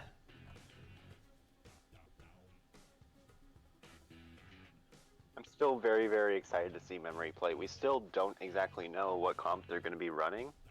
And actually, Memory in the past has played mostly with Vortex instead of Drifty in Lobster Crossfire. So overall, I'm very, very curious to see what they would run. And no matter who wins between Los Boys and Avon, we will be able to see Memory play next set. Absolutely. So that is going to be very, very exciting. Okay, it looks like... As well. Oh, I am sorry. That's okay. I think we have the GGs coming in here, which means that we should be able to get a result very, very shortly. Just having a look on challenge now. We'll jump over to the standings page to see if it's been updated yet. Boys winning 2-0 over Avon. That means that we are going to get Memory versus Los Boys. Okay. I've seen Los Boys play before. That is Meek Cass's pickup from Micklin Heroes. So Memory is a Div 1 team, Micklin Heroes is a Div 1 team. I believe this set could go either way. Okay, well we have a room, and I've just thrown a dreadful typo into chat, but that's okay. I should have someone from one of these rooms added, I hope. Let me just have a look here, see if I do. I don't know if I do, actually. Let me just double check. I'll send out a quick friend request. Give me a moment. It's hard to remember. Okay.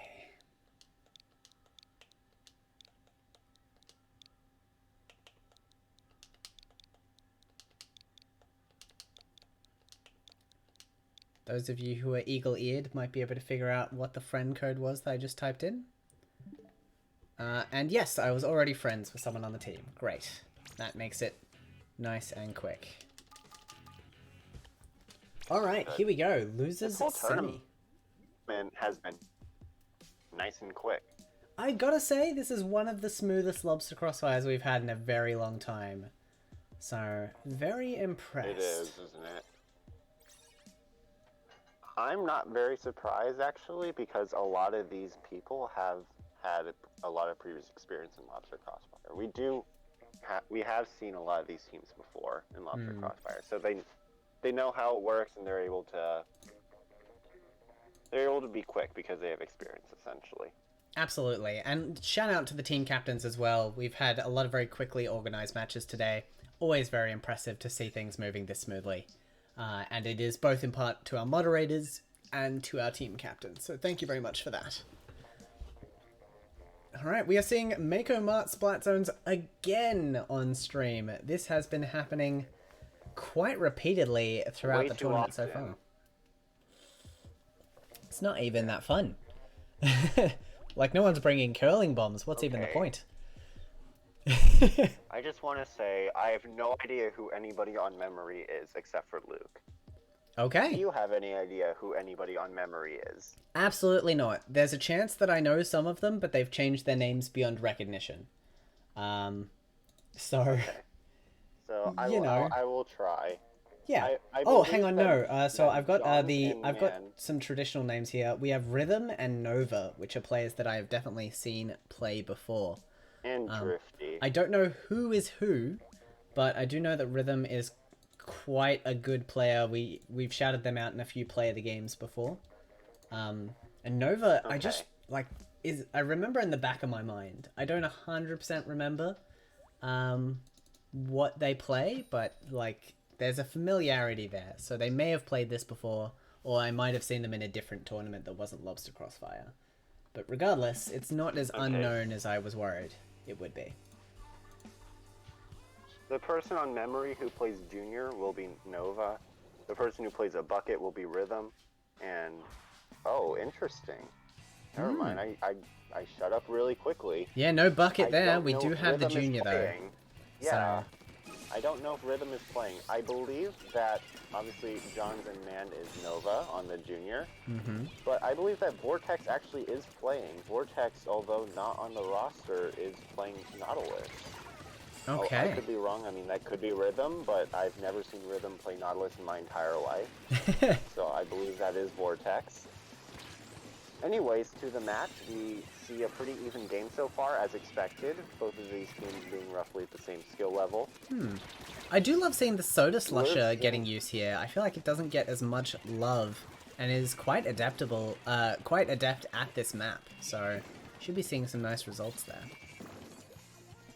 Luke getting a nice double and holding a very strong position on a very common entry point on this map. Yeah. So if they're gonna want to come back, they're mostly gonna want to come back on the right. That being said, the person who was watching the right, which was Drifty on the Squelchers, he did go down. Luke getting a Amazing. nice pick on the splash though, and a nice double again. That's a Luke triple.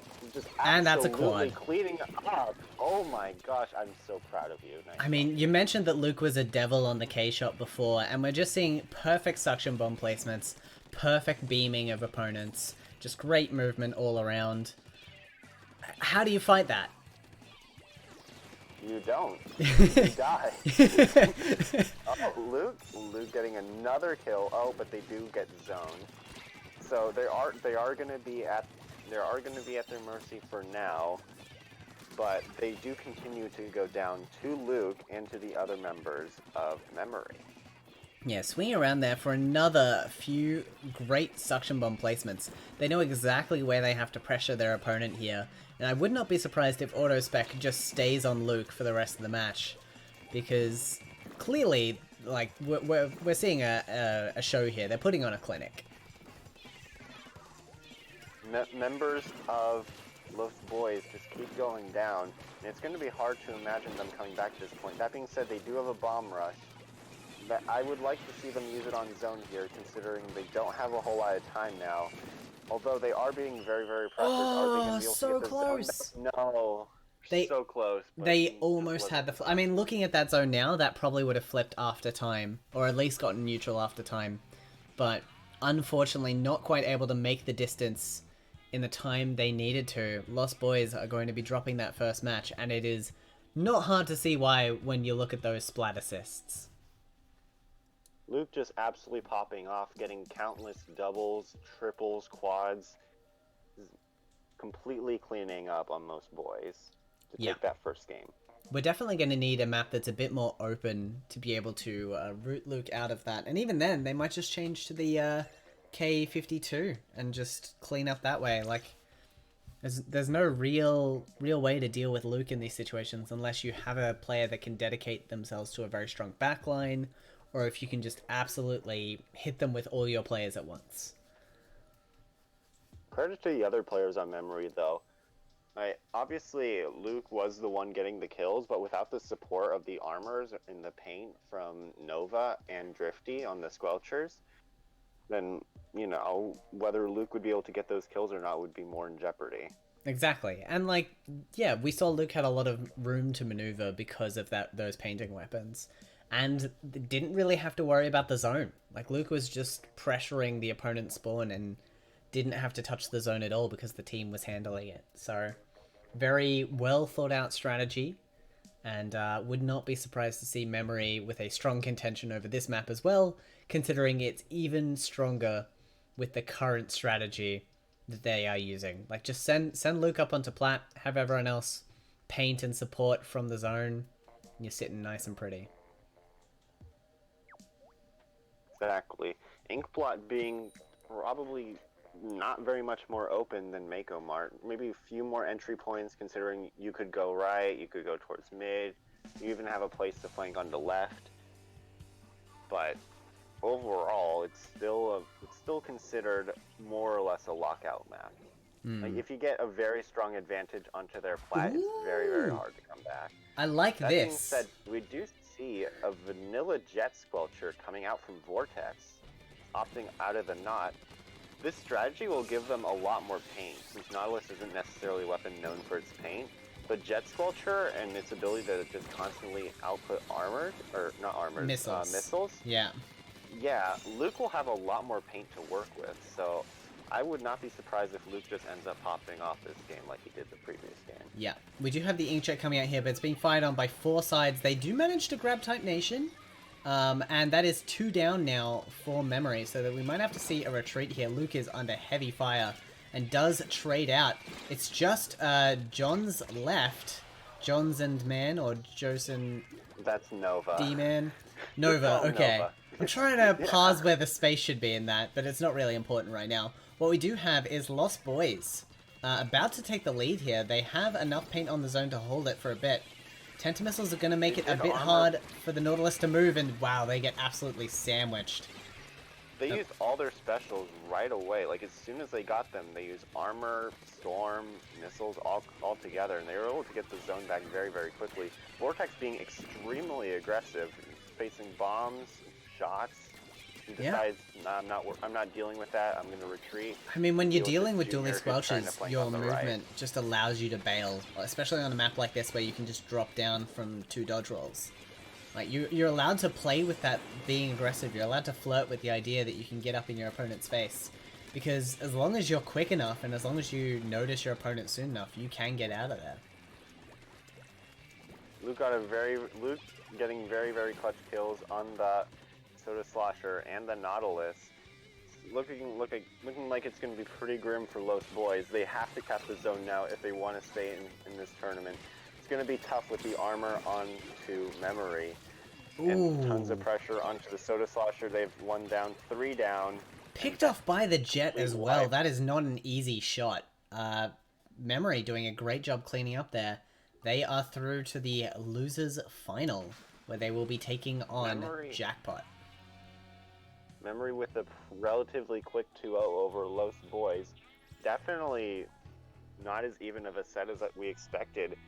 Maybe meaning that Memory has something prepared for Jackpot upcoming in the next set. Ooh, that I would love to see. Love, love, love to see.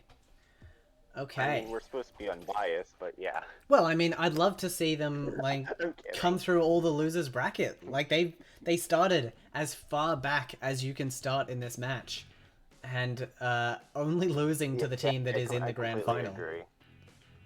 Yeah, I mean... Yeah, I completely agree with you. A good comeback Memory story. has been completely sent all the way to losers round 1.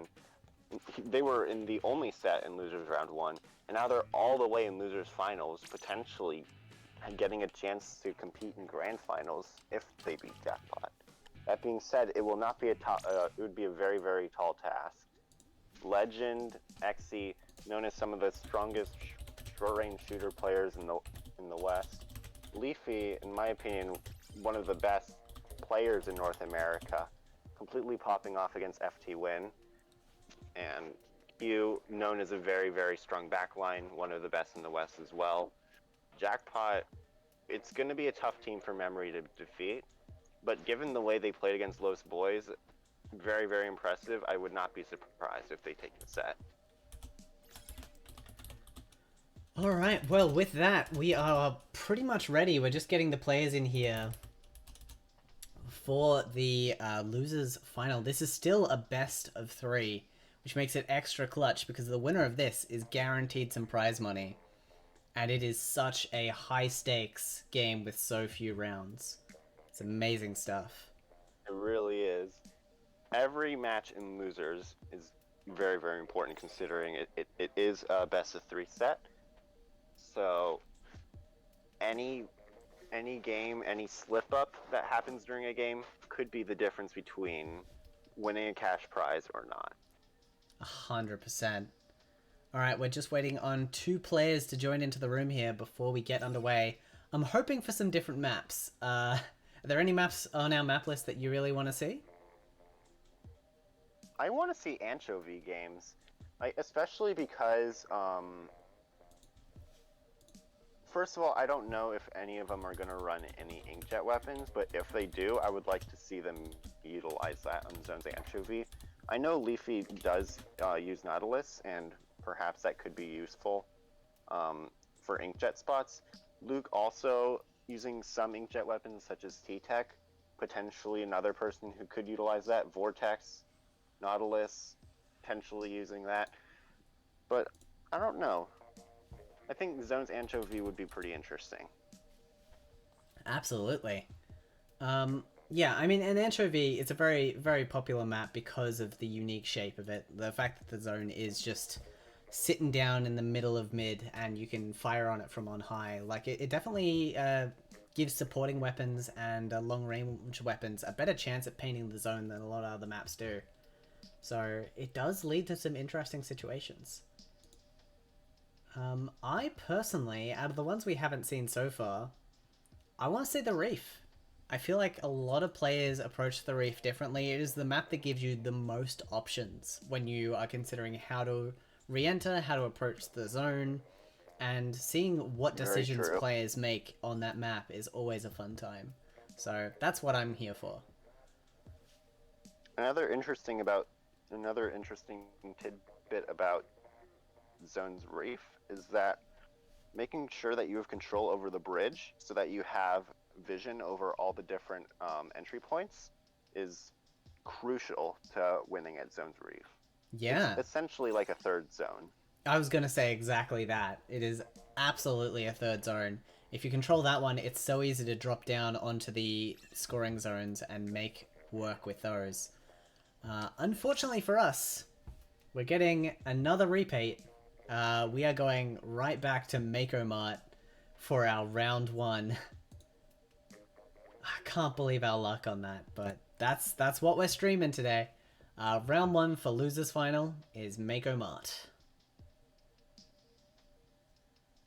Now we've seen both of these teams play this having as well. Random maps is that. Yeah. It is unfortunate. This has actually never happened before on Lobster Crossfire. I'm pretty sure every event we've had, we've been able to feature every map on stream at least once. But this is just a pure unlucky streak. I mean, you know, grand finals, they're best of 7 out of 8 maps. We're likely to see more maps in the grand finals, especially if it's not a landslide. So, you know, there's still a good chance. There are a few new people. There are a few new people in the lobby that I'm noticing. First of all, XC is no longer playing for Jackpot. Instead, we see Shadowwind, who has pretty much the same weapon pool as XC. Another very, very strong support player playing for Good Morning. And on the side of Memory, we don't see Vortex. We actually see Rhythm on the buckets. So I believe that could potentially play to Memory's advantage because buckets are known to be very, very strong on Zone's Mako. And let's not forget that Zone's Mako was the map that Memory beat Los Boys on. It's true. Both of these teams have had wins on this map. So I'm very excited to see how their approach differs. That is something I was not expecting. The 10. Yeah, the sloshing machine is fine, but the no camo 10. Yeah, alright. Well, I guess they're hoping that the canopy will be enough armor for them. And canopy also does a good job of painting this zone.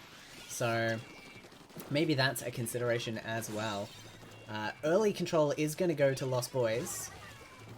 And early player numbers as well. Only the tent remains, and I do not know where they've snuck off to. There they are, ultra stamping that barrier just to keep themselves in it. I think it's very, very interesting that Jackpot opts to have a comp with no armor and actually not that much paint. Yeah, we've seen the comps with the Memory. most armor winning today, so it is odd that we would have that change. But maybe they have a plan that we don't recognize. Memory is taking a pretty solid advantage so far. Legend going down, although there's 2 down on side of Memory, so potentially there's a chance for Jackpot to get the zone back. Also, interesting to note that Q is not on the Dually Squelchers anymore, instead on the Kensa Splatter Shot. I have never seen Q play that weapon before in my life. Interesting. Well, they seem to at least be adept enough to use their movement to their advantage. We have Jackpot in control for the first time on this map, and they're about to take the lead. Not quite. I mean, one member did go down on Jackpot, the Squelchers. Although, 2 members on Memory are going down. Memory does get the zone here for a little bit, but probably not for too long. That being said, Luke did get a really nice pick onto Q. But Jackpot... Sorry, I was just going to say, it's definitely a good map for Booyah Bomb. We've seen time and time again players hitting that center barrier with the Booyah Bomb. Because the Booyah Bomb doesn't paint well on a flat surface, but if you can land it above or below the zone, it does a much better job at covering the turf. So we're going to see a lot of Booyah Bombs centered on that center barrier. Very nice fight. Nice. The Ink Mine's definitely serving it as a nuisance, but not as much of a revenge splat as I'm sure that tent player would have liked. It's 1 down for Memory again, so now Luke is going to have to pop Booyah and try to make up for this one player who went down. Now, he gets a kill on the Shadow Wind. Definitely wasn't who they were expecting to hit with that either. Has the advantage here. Okay, Rhythm goes down. Now Luke goes down. Looks like Jackpot is going to be able to get the zone back. Now, the question is, are they able to paint enough of the map and maintain the amount of picks and be able to get enough specials in order to hold? Looks like they're losing the left side at the moment. They've lost a player over there, and they're probably going to lose the turf over there very quickly as well, which means we are going to see a push from that side of the map. The tent is only going to be able to hold on for so long. Splashdown gets neutral. Jackpot are holding the best they can, but they don't have the turf output to keep this one balanced. And they are going to lose the zone there, despite not losing many players. That is the downside they've taken with this comp. Hopefully they can see the upsides in the next minute or two, because they are running out of time rapidly. Very nice double by, I believe that is Thrifty. Being very aggressive. Looked like 2 members were about to challenge him, but he smartly backs away. Luke does go down, so now he has to back up, wait for specials, and find another opportunity to push zone again. Seems like some members keep going down. Rhythm has now gone down. Luke goes down again. So Jackpot is going to be able to get a very nice push here.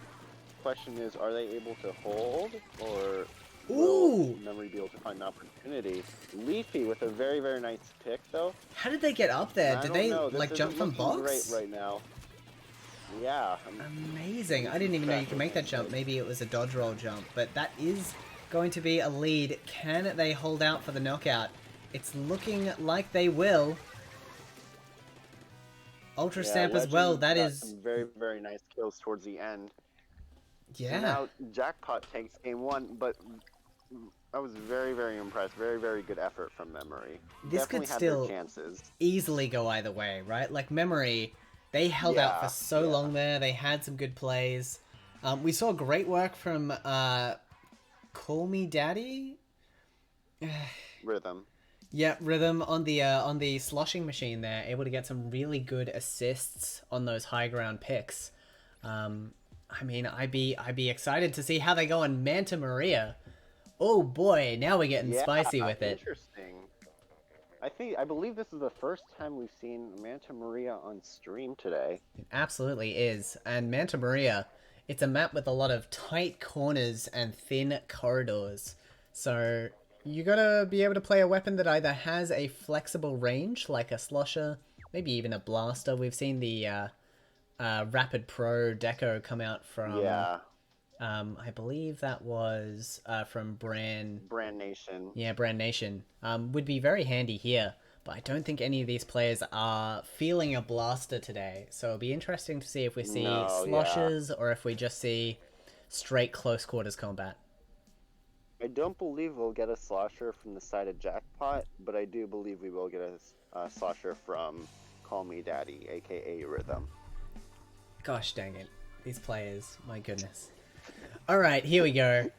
Let's have a look at these comps. Again opting for the K shot. And again, on the tent. Camo no tent. Armor. I don't know how I feel about camo tent on this map. Double armor, double missile strategy, I mean. Yeah. I could understand it. It worked previous game, albeit it was very close. I could understand it on Mako because Mako doesn't have a lot of those high ground areas.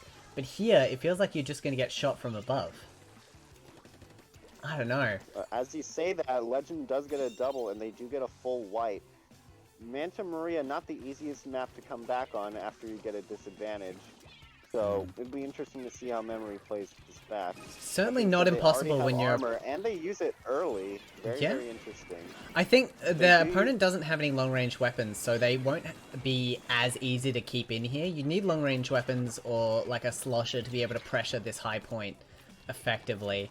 So I don't think the tent's going to be enough to do it. I think we are going to see the re-entry here. It's just going to be a matter of how soon until they can get that neutral, so they can really start doing work. I think it'll be now. Now that they use armor and missiles. Oh, but the junior goes down. That's going to be pretty problematic. Now they lose their main painter. Legend getting a double. However, it is 2v2. Luke got some very, very nice kills. He's continuing to get kills. Now it looks like he can be able to neutralize at least one zone. Getting another kill. Luke completely popping off and actually saving Memory in this tournament. I don't know how that Booyah managed to trap that player there, but yeah, Luke come in the clutch, keeping their team in the game here. They're not going to be able to keep control forever, but at least for now they can work on shortening that scoreline. Yeah, again, Luke that's what I'm worried about with the tent. Like, shots from above are going to be so hard to deal with here, and Luke knows it. They are moving around this map. They are absolutely schmoving. They know where the last player is on the team. Oh, but they're taken down! Leafy able to get the dodge roll in. Yeah. Now Nova has to try... Oh, and he jumps out. Yeah. Good jump as well. Yeah. Very, very smart decision. Ooh! Ooh, that was close. Yeah. He tried. Yeah, if they waited just a few seconds longer, early again. Might have run out of time. Oh, yeah, the armor was probably a call out. So it's gonna be tough. Yeah.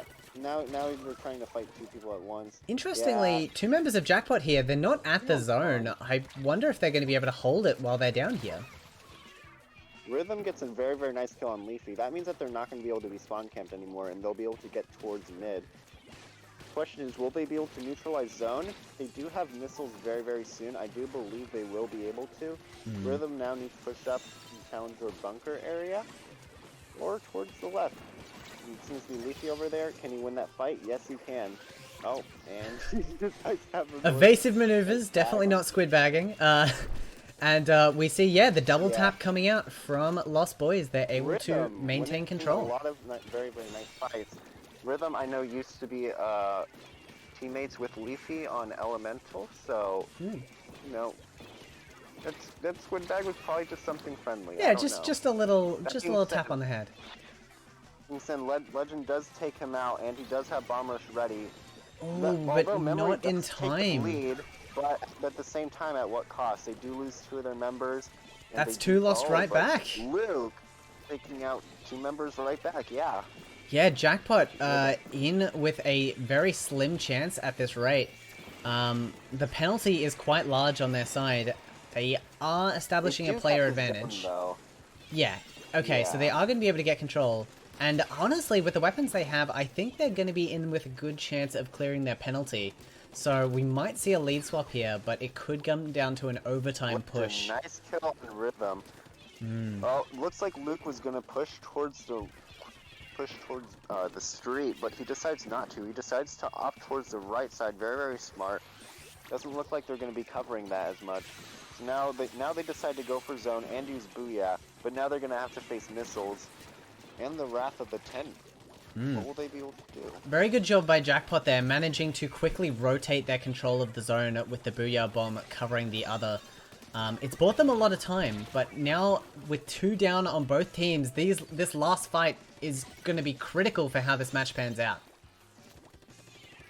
Yeah, only 20 seconds left. They're going to need at least some form of special in order to even have a chance of getting the zone Legend back. is also Especially sitting here with the bomb Legend, rush. 'cause he Yeah, does have a bomb rush, yeah. absolutely. That is going to be able to hold the zone Very, very for tough. sure. Memory trying very, very hard, but Memor does go down. Are they going to be able to get it? Oh, they were so close, but just not enough. So was that That's gonna be the Jackpot then? set. Yeah, Jackpot got it. Okay, I wasn't keeping an eye on the scoreline. I know it was ticking down, but I didn't see whether they cleared the penalty or not. Jackpot taking that round. Exceptional work. Legend with 18 kills. Absolutely popping off. Very, very nice work from everybody. A really, really, really good set overall. Yeah, I mean, Very, very good efforts from both teams. yeah, Memory doing such a good job making it all the way through the losers bracket, but to drop it here at the final hurdle, I reckon if they had another couple rounds, they could have brought it back. But unfortunately, as the nature of the losers bracket is best of 3, that is going to be it there. I'm sure these teams have both had a great time, and they would be happy to face off again in the future. But for right now, we've got a grand final to spectate. We do have a grand final to spectate indeed, and it is the same matchup that we saw in winners finals. It is indeed. Jackpot versus Brand Nation. Brand Nation It's now worth with the noting advantage that as well. They do have the advantage, but at the same time, Brand Nation is coming back after not playing any tournament sets for quite some time, while Jackpot has been playing. He's now fresh off of playing from memory. They could have been playing League in the meantime. I don't put it past them. League isn't actually playing. Oh, right. Well, okay, maybe it is a little bit. I mean, but like, it's playing with 4 players. It's keeping warm, right? You gotta be worried about cooling off in the downtime. relatively, yeah. Yeah, I guess it is, but you don't know. I don't know what they were doing. Yeah. Yeah, we can't possibly know. Anyways, we're gonna be seeing. Anyways, we're gonna be seeing Jackpot versus Brand Nation in the finals. Do you expect anything different from the score from winners finals, or do you think it's gonna be more or less the same? I wouldn't be surprised to see Jackpot take a round off Brand Nation. We haven't seen that yet. The only team that's been able to do that so far in this tournament was Memory, but we've just seen Memory get absolutely. Well, I don't want to say dominated. It was very close. They were not dominated. No, not at all. No. Yeah, they put on a really, really good fight. They definitely could have taken at least a game, potentially the set. And they were really close to being able to knock out a few times, but yeah. Okay, I have the room open, so we're going to get our grand finalists in here. This is going to be tense, that is for sure. So I don't imagine we'll see any composition changes early on. Like, both of these teams have been coming off of a win, so they're probably going to sit with what they've been sitting with. But what I want to ask you is, if we saw the Reef, do you expect any changes on that map, or do you think we'll see pretty much the same thing we've been seeing thus far? From Jackpot, I think it'll be the same thing. Although, it's interesting because Leafy has opted to play the Squelchers as of recently, while Q... When we originally saw Jackpot play, we saw Q on Squelchers and Leafy on K52. But now Leafy is playing Squelchers while Q is on Kent's Splattershot. So... I wonder if that change I don't really know was... which one Jackpot is going to opt for. Yeah. I wonder if that change was because they dropped to losers. They're like, alright, we need to think about this for a second. We've got a bit of time. How can we jig up our composition? How can we change it so that we're more effective? and that we can take some points off Brand Nation. Yeah, I think that Jackpot is more likely to stick to Leafeon Squelchers and Q1 K-Shot because they did defeat Memory with that strategy, so they might as well try it on Brand Nation. Yeah. But And they've got a lot more time to do it now. This is Grand Finals, so we are playing best of 7. So they have a bit of time to experiment now. They have a bit of time to feel out their opponent, see what they might not be ready to deal with, which is very exciting. very exciting indeed. All right, we are just waiting on one more player now. I'll switch us over to the gameplay view here. So yes, this is Grand Finals. I'll quickly set up scoreboards, as I like to do, when we have just 2 teams left, because people like to ask what the scores are, because I don't usually have them on screen, and it's nice to have a little bit of extra info. So Okay, for those of you who missed the set, Jackpot defeated Memory 2-0. Yeah. Which definitely was unexpected. I thought we'd see Memory absolutely taking a game off them. Also, the last time I streamed this, which would have been Lobster Crossfire 9, Memory were our grand finalists. I think they came second. So... To who? It would have been to... good question. Let me quickly check the Hall of Fame. It'd be interesting if it was to Jackpot. Crossfire 9, Smexy Legend Fan Club plus Madness. Okay. Yeah. They aren't participating this time. They won the last 2, though. I'm sure you've heard of Madness. Legend is a part of Jackpot. Okay. Yeah. So yeah, you're aware of what's going on here. Yeah. Lovely. Okay.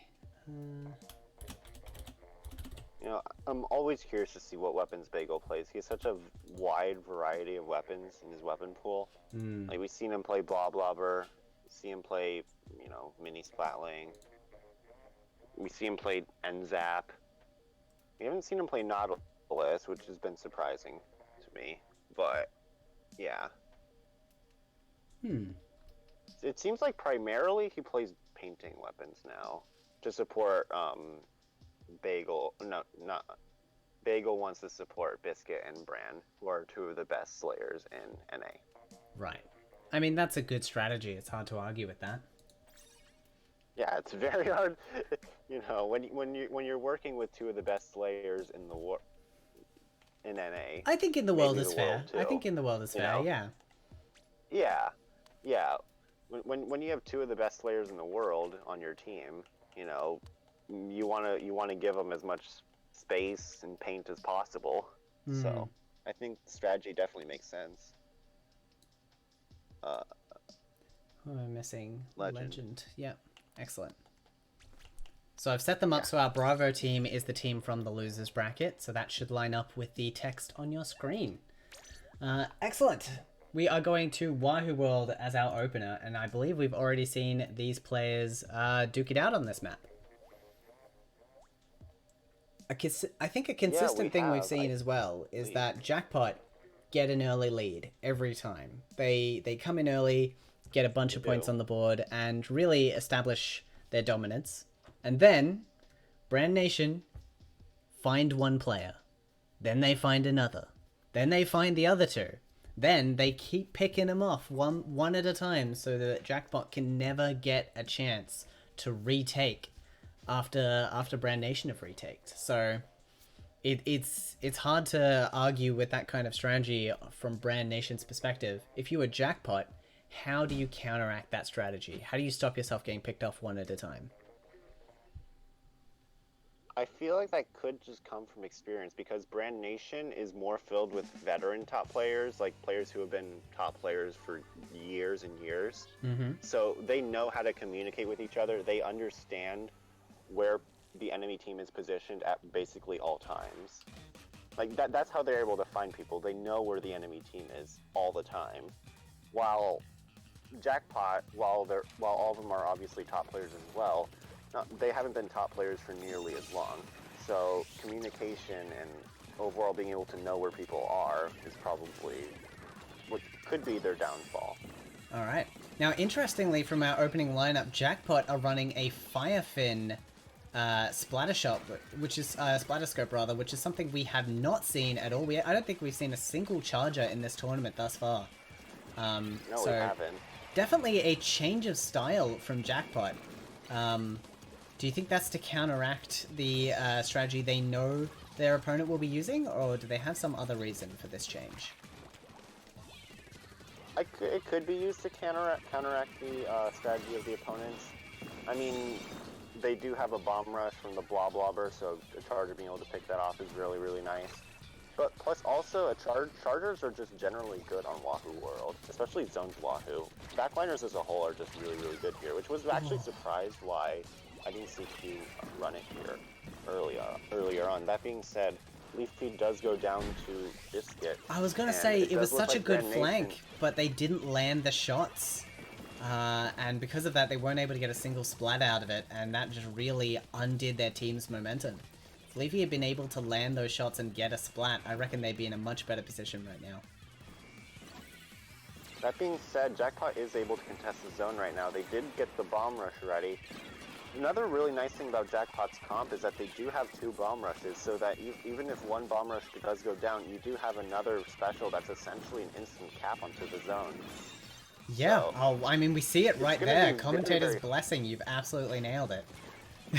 Yeah, it's going to be very, very hard for Brand Nation to steadily hold a lead on to Jackpot without getting some penalty points, which is the problem going against a double bomb rush comp. Absolutely. Okay, well, they are rapidly reducing their scoreline here. They have a bomb rush ready to go on the Neo Splash, and some Tenta missiles as well, should they need it. Brand Nation, they have a bomb rush as well. Oh, and the Booyah to eat those bombs. Negate it, yeah. But they don't get cap! It neutrals out, but they don't actually land the cap. We have the entirety of Jackpot painting. And Legend takes out Bagel, and now it's looking very, very grim. That was a wipe, too. Very set up onto the right side, so now it's going to be very hard for Brand Nation to get back in. Generally, it's worse to push in on the right side, and when the charger's complete, it's worse to push in on the right side, but when the charger's completely watching the left side, then you don't really have any other option. That being said, they have managed to push it. Booyah Bomb, Splash Balls included. They've been able to claw their way back into this. 3 points from victory. We've seen this before. Jackpot so close to winning, but Brand Nation know when it's dire. They know how to make a last-ditch effort count, and they are going for the overtake right now. Yeah, you see tons of specials are being used. Armor, missiles, booyahs, and ultimately it's like this armor is very, very helpful for Biscuit, helping him get some very, very crucial picks. Now it's looking like Brand Nation is going to be able to hold this zone with 2 members down on Jackpot. Those 2 members are going to have to jump back in. It's just a matter of, are they going to be able to kill them? Oh, the Booyah Bomb's going to make it very hard to contest, and that is curtains. Whoa, I really thought Jackpot were in with a chance there. They changed up their strategy. As you mentioned, the Charger was watching some very dominant points. But Brand Nation, they are very hard to pin down. When they are cornered, they lash out. You know what I think is funny? I think Jackpot pushed to 3 on their map in their game on Wahoo in the previous set as well. Yeah, I believe it was to 3, so that is... Yeah, they pushed to 3 in both games in Wahoo zones. Amazing. It actually went worse for them this time as well, because I believe last time it was an overtime take back, whereas this time, yeah, the KO. But I mean, essentially the same result. You got to feel for Jackpot. Yeah. They worked so hard for that one. To not get a result out of that, that is devastating. I'm very curious to see what Jackpot pulls out of their arsenal now. Because now they tried a backline and it didn't work. And Zone's Reef, are you happy you got this? So happy. I've been wanting to see this all day. I want to know how our players are going to approach this. Though, if we have a Charger coming out of Jackpot, I suppose anything is possible. They could absolutely... This isn't really... Yep, go for it. This isn't really known as a good backline map, so I don't think that No, off I'm for thinking whether we'll Charger. see a Nautilus or whether we'll see some other kind of like high DPS weapon, because like I there's a don't lot think of we'll see a key. Nautilus. Hmm. Well, you think we'll see a Nautilus from Q? No, I just like it. This feels like a map where a Nautilus is going to come out, but I don't think any of these players would be confident enough to do that. So I don't think it'll I happen mean, here. there's 3 Nautilus players in this But lobby right but now. the like the pressure's so high. I don't think anyone's going to be game. No, we're not seeing any. Yeah, and you're completely right. And Q, surprisingly for me, sticking on to Charger. Yeah, I mean, maybe they had a good last game. They're feeling it. If they're vibing, go for it by all means. It'll definitely help with bridge Jackpot control to a establishing degree. early bridge control with no picks and the zone. However, Brand Nation opted to paint for specials. However, it doesn't seem to be working as Biscuit does go down. And I should shut up because it seems like 2 members on Jackpot go down. It's just and very Brand back and Nation is forth able in the to opening recap here. the zone. Yeah, very, very back and forth. Again, like as you said, Jackpot does tend to get the early dominance as they got control of bridge and the zones, but Brand Nation quick to retaliate. Yeah, I'm noticing that Brand Nation, rather than focusing on their specials and splats early on, they're actually working a bit more on their map control at the start of these matches, and it's really preventing Jackpot from getting those early leads that we saw in the earlier matches. Like, they've only got 4 points on the board, whereas Brand Nation already over halfway done. Like, that is a dramatic improvement to their strategy. And if they can continue to push like they have been, I don't think Jackpot are going to have a chance in this one. You see the Charger on Q keeps on getting pushed back as members of Jackpot continue to go down. Like, that's another person down on Jackpot. Very, very well played by Brand Nation. And Q backed up all the way to the car. Very, very hard for her to get any sort of picks. Got one, but all too late at this point. I think, Brand as you correctly Nation identified, 2-0. that Charger was just too much of a risk on this map. It can be very effective, especially when you can get set up on bridge, but Brand Nation did not relinquish the bridge. And when you don't have that vantage point, there are very few safe places for your Charger to be effective. And, I mean, we can see that in the results there. The splat assists just not going in favor of Jackpot. Exactly. You know, it makes me wonder what they're going to bust out for the last game. First game was very, very close. Second game, not as much. Well, we are on best of 7 format now, so we do have at least 2 more games to go here. And we're going back to Mako Mart. I suppose it was inevitable. Not a single set on stream without a Mako Mart. That would be ridiculous. Yeah. And we see Legend and Xe ready up right away. And then all members on Brand Nation, at least initially all readied up, but then you see Biscuit and Ice, who decided not to. So potentially they could be switching something up. I believe Leafy and Q could be debating over who should be playing the Squelchers right now. Yeah, and that is the tough part when you don't have the dedicated player, is you may not have all the comps ready in your mind. And you've only got a limited amount of time to formulate those comps and make them work.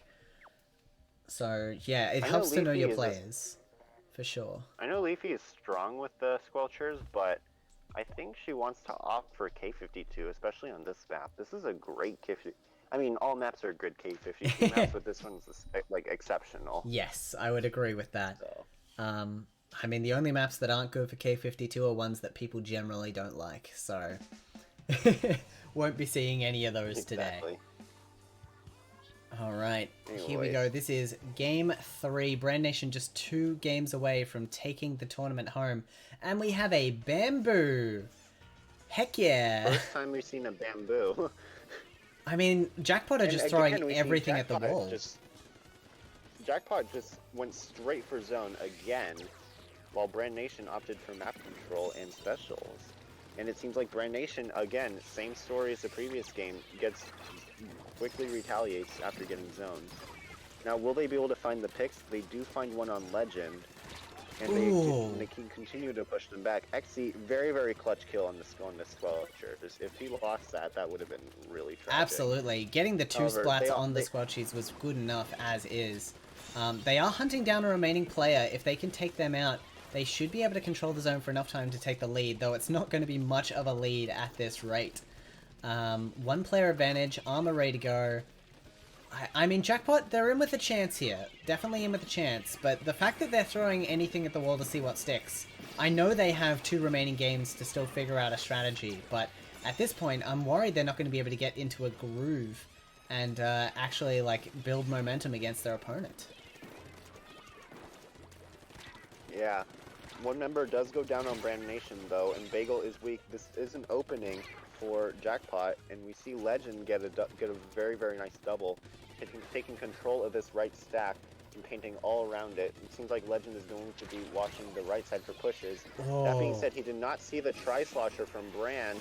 Very, very clutch kill, and now Brand Nation looking like they're going to be trying to get the zone back. As you said earlier in the night, the Tri-Slosher is so clutch on this map because you can get so many sneaky splats from a position where your opponent cannot even see you. And, like, I mean, it's doing absolute work here. That is 2 additional splats for Bran. Yeah. Only 1 member of Jackpot left. It is looking pretty conclusive. Conclusive? I mean, that's kind of early. I'm just reading the vibes. I'm reading the vibes right now. And it looks like Brand Nation are just in with a very strong chance. That is going to be a quad missile fire, which is going to give their team... Sculptures already goes down on Jackpot. They have all the information they need. They have all the positioning they need. They have the weapons they need. And they are landing shots. Ooh. Can Brand Nation be stopped? I'm beginning to have doubts. To be fair, 2 members do go down. Q getting a very, very nice kill. Getting another very, very nice kill onto Biscuit. Just and pushing one the player last left. player, the Squelchies, on ice back even further. And now she's going to be painting for missiles. Needing to get specials as soon as possible. Yeah, because already Biscuit is right back on them. Firing on high with that K-52. Such a menace on that platform, and they don't really have the tools to get them off there quickly. So they're just going to have to duke it out. Yeah, Legend taking on fights against people with armor and still managing to win one. However, Biscuit onto the plat, being able to see exactly where Legend is able to take him out easily. It was some excellent focus fire from Brand Nation, and they are just hunting now. With only a minute 40 left on the clock, the scoreline is pretty close, but it's a decent penalty on the side of Jackpot. So even if they get control back now, they are still going to have to work very hard to make this happen. Indeed. Although you do see the bomb rush coming out from Legend and the armor, it does look like they're able to get the zone back for now, but they do need to get some picks. It's going to be hard when Brand Nation is continuing to use their specials. However, one member does go down and another one goes down. There's one on the block right there on Legend. Oh. He does see it, but they do jump out right before he's able to kill him. Excellent use of burst bombs from Legend there, able to shred 2 sets of armor in one go. That is what you want to see. This is the kind of adaptability that has gotten them the lead here. With only a minute left, Brand Nation are going to have to push in very fast. They're going to Booyah Bomb in the center of the map to hope they get enough turf, and they do. Now it's just a matter of clearing out the enemy before they themselves get picked. Both the Squelchers on both teams go down. Now it's a 2v2 situation. Biscuit trying to hold the zone as best as he can, but he was getting shot by 2 people. And it's looking like Jackpot will be able to take their first game. Everyone on Brand Nation back on Respawn right now. They still have a chance to make this happen in overtime, but a 36 penalty is going to be a very difficult push to do. I mentioned Jackpot had to work hard, and they did. They were timing their specials beautifully in that last push. If they can get specials here again, they'll be able to hold off on Brand Nation, but it's looking like it might be more of a defensive game. This is what I'm talking about. Reading the room, reading the momentum. We have 3 members of Jackpot all piled together. They're firing on the same players. It's a strong play. Booyah Bomb's going to help buy them a bit more time. Jackpot! Amazing! They're able to take that one back. And that is going to be their first point against Brand Nation. Could this be the sign of something bigger? I just have to say, that play towards the end was really funny. Like, when the Sculptures ran out of ink, but Biscuit decided to focus on the Sculptures instead of painting the zone, and that was what allowed for Jackpot to get the zone back. Yeah, that does not happen every day. That was a funny interaction, but yeah. 9 times out of 10, you take the fight, you It don't take worked. the objective. But in moments like that, that's when it happens. Exactly. All right, we are moving on to Zoned Anchovy. This Finally. is Jeez. what we wanted to see. A refreshing breath of fresh air. Anchovy It games. is a refreshing breath of fresh air indeed. kind of conflagrated two sayings there, but that's fine. Moving on now, we have Jackpoint with a point on the board. They know they can do it. Oh yeah. Are they going to be keeping the bamboo, or is that just a map-specific pick? I think they're gonna. Well, yeah, I think they're gonna be keeping the bamboo. Charger's fine here, but it's really nothing special. So I think that like they're probably gonna want Q to play bamboo, especially because it worked the previous game. Yeah, I mean that is the considering key. that like they've lost like a few games to Brand Nation up to this point, and now that they've won a game, I feel like there's a good chance that they're gonna stick to what they know works. Right, and that's a good part about that grand final format is they do have quite a few games to just try some different things and see what they can get a win with. And now that they have their win, sticking to their strategy, honestly not a bad idea. But they've changed it. They've absolutely changed it for a Vanilla Jet. Culture. I mean, I love it. Vanilla Jet is an excellent weapon for this map. Totally not what we were talking about, but I'm all for it. Additionally to that, Neo Splash, Nothing Flash, and the Tri-Slusher coming out here from Brand Nation. Jackpot a bit clustered up. Tenor missiles are going to cause them some problems. And there's going to be early control to Brand Nation with Ink Armor ready to go for both teams. They're going to slug it out. Jackpot overall as a team has very, very strong mechanics. It's going to be very, very tough for Brand Nation to consistently win their fights on them, even if they always know where they are. So, XC getting a very, very nice double, and ultimately it's not looking great for Brand Nation right now. Their try is down, and they only have 2 specials right now. Yeah, we can see the Booyah Bombs just holding off here until the rest of the team can arrive. They've managed to land in the center, and it is a good map for a Booyah. If you can hit that central block, you are almost guaranteed a cap if uncontested.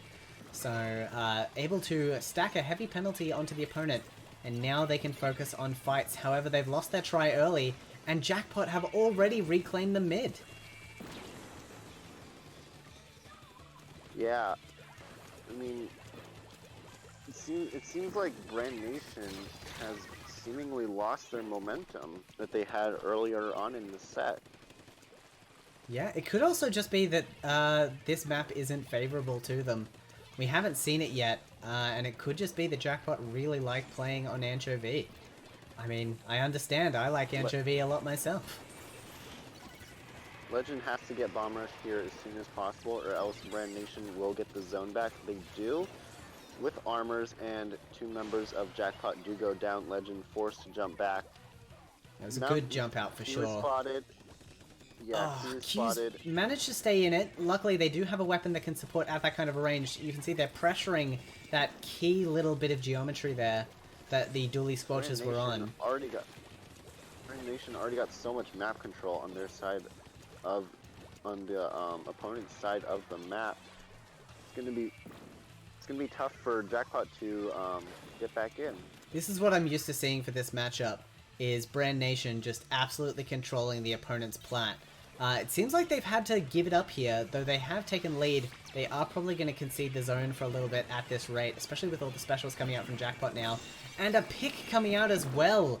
The 52 Gal in the wrong place at the wrong time. That is going to buy Jackpot some more time. Unfortunately, losing 2 players, they are going to be on the defensive here, but if they can manage to pick off a player or 2 while the rest of their team respawns, they could put themselves in a good position. Unfortunately, not the case. It looked like that was going to happen, though. Yeah, no, it was going to be rough regardless. Yeah. Brand Nation trying to set up their specials. Unfortunately, the K52 is the only one that's close to one, and because of that, Jackpot is able to get the zone back, at least for now. However, they did pop armor, and they are going to have missiles very, very soon. So Brand Nation may be able to hold the zone here if they are able to get their necessary... I mean, Biscuit's under a lot of fire here, but they managed to keep themselves up and moving. Haven't really had much of a chance to heal, but they just weren't receiving pressure, so they are right back in it.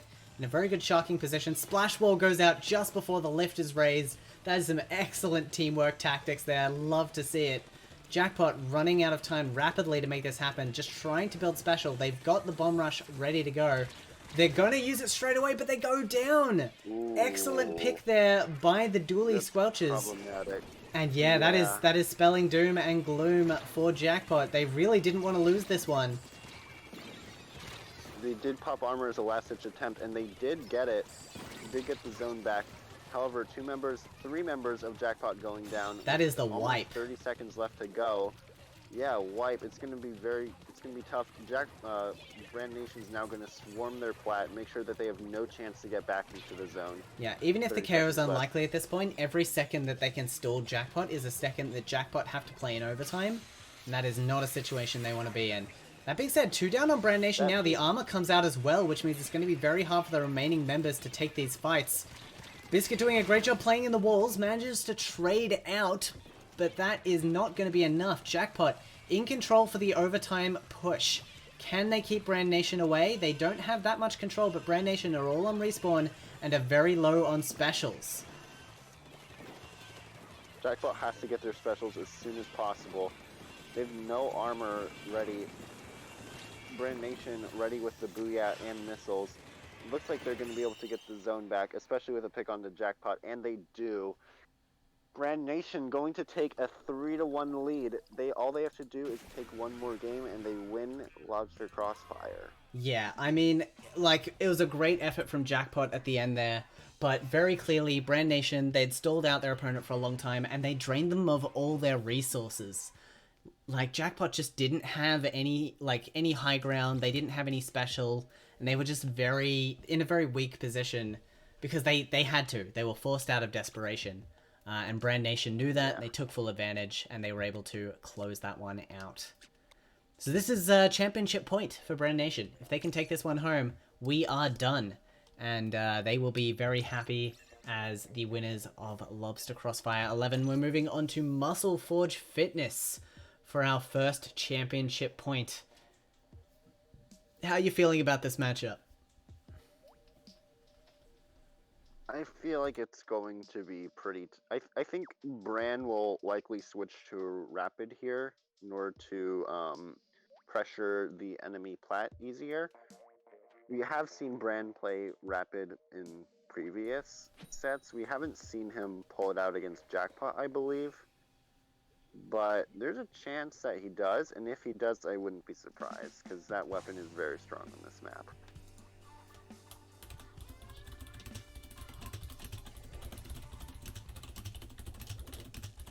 Okay, some Mario Party discourse in chat, but we are all good. Here we go, looking at these weapons. We have the Vanilla Jet coming out again. I mean, it's a good pick for this map, but Jackpot, they're already on the back foot. Can they afford to run a weapon that is not that good at close quarters combat? We will see. It's interesting to see a double missile strategy from Jackpot.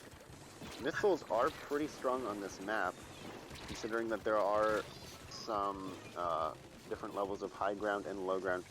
Sometimes you have to drop, and when you drop, there's a higher chance you get killed by a missile. Yeah, missiles definitely created a good opportunity there, pushing 3 members of Bran into the trenches.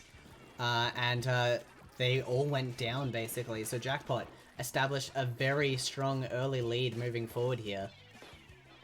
We'll see if they can maintain this hold. It's going to be difficult when Bran have all their specials. You can see they're all just hanging back. They're all just building special. They know they're setting a difficult scoreline for themselves, but they know without the specials, they're not going to be able to push in cleanly. So here comes the push. Bomb Rush going out over the zone. Can they get the picks? The further you are when you use Bomb Rush, the less bombs you can deploy, since you have to hold R for the bombs to deploy. So I was actually a bit surprised that Brand Nation was able to get the zone back with how far back the Bomb Rush was, but they were able to do it.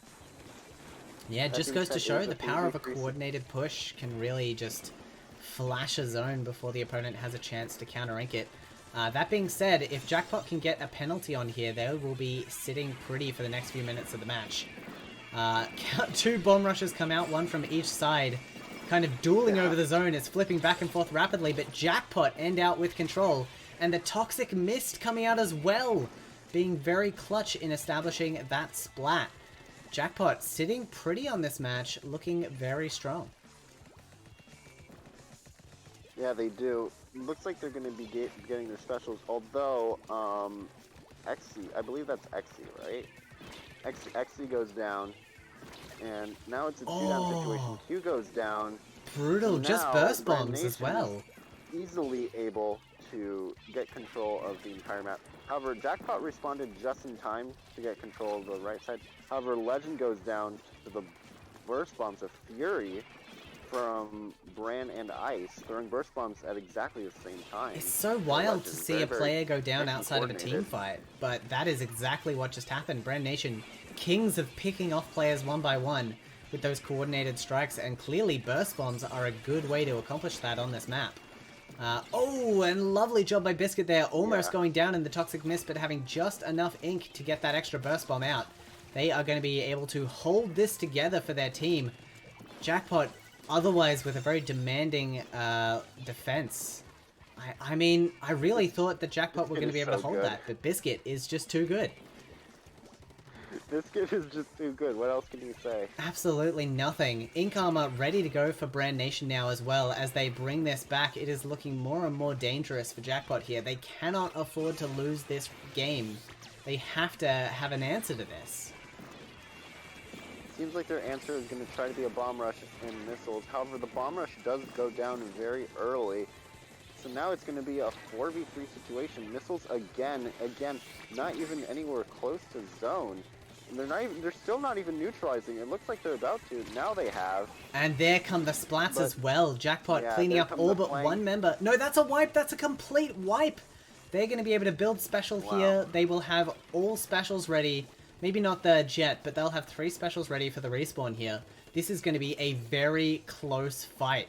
Brand Nation have the fire lit underneath them. They do not have the time to meander around and build up specials like they did last time. They are just going to have to push all or nothing. Yeah, in order for Jackpot to stay in this tournament, they have to get some necessary kills. It's now or never at this point. That being said, Leafy does get a nice kill onto Biscuit and Splash. And they are able to get a nice lead because of it. Oh, but not enough for the KO. They were so close. They were not able to get it. Biscuit getting a kill on the Leafy. That's 3 down. And now Biscuit. Jackpot slightly overcommitting to that push. Unfortunately for them, they really wanted that KO, and unfortunately they conceded just a bit too much ground, and they've allowed Brand Nation to get set up. It's not a big score difference. We're going to go into overtime.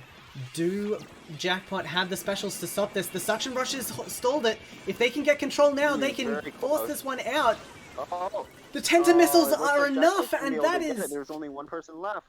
Yeah. Amazing work by Jackpot. The set going. Oh my goodness. Amazing. I did not think it could happen. That 2 point remaining looks so familiar for Jackpot, but they were able to hold it this time. I mean, I feel like the Tenta Missiles... There was 2 instead of 3. Tenta Missiles came in clutch. That's what it had to be. We had all of Brand Nation on the zone ready to defend.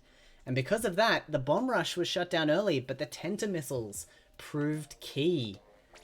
That is amazing. Sorry. No, go for it. I was going to say, I think it's worth noting that when Jackpot has been opting for double missile comps, like, for example, in Zones Mako, they had a Dually Squelcher and a Bamboo, that's also double missile. And then on Muscle Forge, they had Vanilla Jet and Squelchers. When they've been opting for double missile comps, they've been seeming to have more success. So I expect for them to continue with that strategy in Game 6. Well, we are moving into Game 6 Piranha Pit. I wonder if missiles are going to be as effective on this map. This isn't a map where you hold the zone by standing on it. This is a map where you hold the zone by getting in your opponent's face. And I'm wary about a double missile comp in that situation. But we'll see how it pans out. It's going to be a lot harder to get all 4 of your opponents targeted with the Tenta missiles. So, yeah, again, I'm feeling like Jackpot are going to have a uphill battle here, but it's certainly not impossible. We've seen them take games from Brand Nation already. They need to take the next 2 to bring it to the bracket reset. It is within reach now. Can they do it? Chat seems to want them to do it. Let's see how they do. It doesn't seem like they're opting for double missile anymore. Q actually opting for the jet squelcher. Custom jet, I like it. Custom jet on this map makes total sense. If you can get the rest of your team engaged in a fight in mid, that custom jet Stingray can be brutal to deal with. That being said, early control is going to go to Brand Nation. First splat goes to Jackpot. It's a bit back and forth. Players just trying to feel out where their opponent has gone to, and again, the other benefit to picking that custom jet is the special charges so quickly. We are going to see at least 5 Stingrays this match, no matter how the results go. But we're likely to see more than that if we see good results from Jackpot. We will indeed. Right now it's a completely neutral game. You know, maybe slight advantage to Brand Nation in terms of map control, but you see more specials coming from Jackpot. Stingray number 2. Now the special fights begin. And it seems like Legend is able to win a fight onto the Zap. So now Leafy spending some missiles onto the right side. Biscuit sharking her out. And now drops down onto Q, gets a triple. And that is a wipe now as that's well. Going to be complete control under Brand Nation. And now the question is, will this be a lockout or will Jackpot have an answer to this? Well, here's the thing. I don't think the Stingray is going to be effective in a lockout situation. So I worry that their comp may not be as effective here. That being said, they're giving it a go. Stingray searching, trying to find some players. Doesn't manage to get any picks on its own, but does provide a avenue for neutral. So Jackpot in with a chance to stabilize here. They just need to find some of their opponents. They find the Gal early. Get a pick on the Biscuit. Oh, that is critical. That is going to be very good. Penalty applied and the wipe! Right then and there, that is a complete reversal from what we saw before. I didn't think Jackpot would have many answers for re-entry, but it turns out they had the best one possible. They're going to be moving into a position where they could take the lead here. And with a lovely pick onto the NZAP on high there, it is looking very likely that they will do so. Yeah, again, the Squelchers on their team dropping down. Everybody on Jackpot knows that they're there.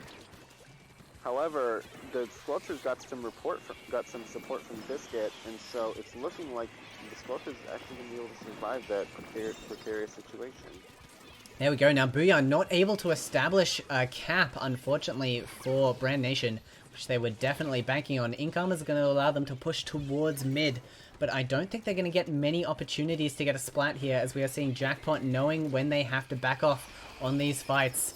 Legend's not going to be able to crack that Booyah Bomb. Does manage to get them after it's thrown, but that becomes a trade, and it is still Jackpot in control.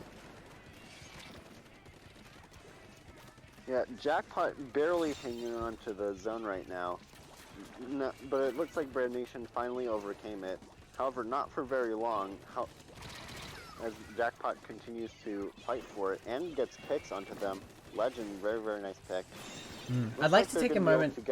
Oh yeah, sorry, go for it. I forgot what I was going to say. Okay, I was just going to take a moment to say, look at how well the splat assists are spread over Jackpot right now. We have no star players on this team. Everyone is pulling their weight. Everyone is contributing to hold Brand Nation out for as long as they can. We have one special ready and almost an income for Jackpot. Booyah Bomb and missiles coming out now for Brand Nation. Will it be enough? They don't find any splats with it. That is one down on either side. The push is stalling. Are they going to be able to make it in time? Oh, Brand runs out of ink, but still managed to get a kill onto Legend. But it's too little, too late. That's looking like a KO right there. It's looking like there's only 2 people left onto Brand Nation, getting another kill onto the Squelchers, and all they have to do is paint zone now for 3 seconds, and they do. Jackpot with the comeback. Now it's 3-3. We're going to game 7. Yeah, either Brand Nation will win or Jackpot will get a bracket reset. Right now, all the momentum is on the side of Jackpot. We'll be able to see what happens. I mean, incredible. We knew it was going to be close between these two teams, but I don't think anyone saw it getting this close. The audience is behind Jackpot. They are fueling them from the chat. We are going into our last game here, deciding factor on whether the tournament ends or whether we do another set, and it's going to be Inkblot or Manta. There's only 2 maps. Only 2 possible maps. Which is it going to be? It's Manta Maria. Okay. Oh, jeez. This is critical. I don't think we've seen Brand Nation drop an Inkblot map yet, and we know that Brand Nation have beaten Jackpot on Inkblot. But Manta's a little bit more messy. I don't know. It could be anyone's game. Absolutely. Yeah. That's what makes this exciting. It's anybody's game. It literally is anybody's game. Absolutely. So yeah, Brand Nation, if they can take this one home, they win the tournament. It's going to be rough for them now. They're probably nervous. They don't want to concede this game because it puts so much work ahead of them if they don't. And then players have to start worrying about exhaustion as well. This has been a long set, and to have to do it all over again is a very daunting concept. Jackpot, however, they're banking on it at this point. They need to push this through. No matter how this set turns out, though, both of these teams are walking away with a cash prize, and both of them have put in insane efforts to get to where they are now. So I believe that no matter who wins this set, both of them truly are winners. Absolutely. Their efforts speak for themselves, and the results are written in time immaterial. We have no significant weapon changes here. I'd be surprised to see them at this point with how neck and neck it has been. Early neutral is going to be very neutral, surprisingly. But we do have... This kid goes down already. Yeah, that is something I've been noticing a bit more. Maybe the members of Jackpot are targeting the K-Gal. They know it's a problem. And we've been seeing them going down quite a bit. That being said, that is an early wipe onto Jackpot. Despite getting the early score advantage, that is going to be neutraled out right away. And we're going to be sitting nice and pretty back at the 50-50 mark. Manta Maria, known as a map that's not necessarily easy to come back on once you're locked out. Leafy already dropped and gets picked out. And the Tenta missiles there as well, providing critical information.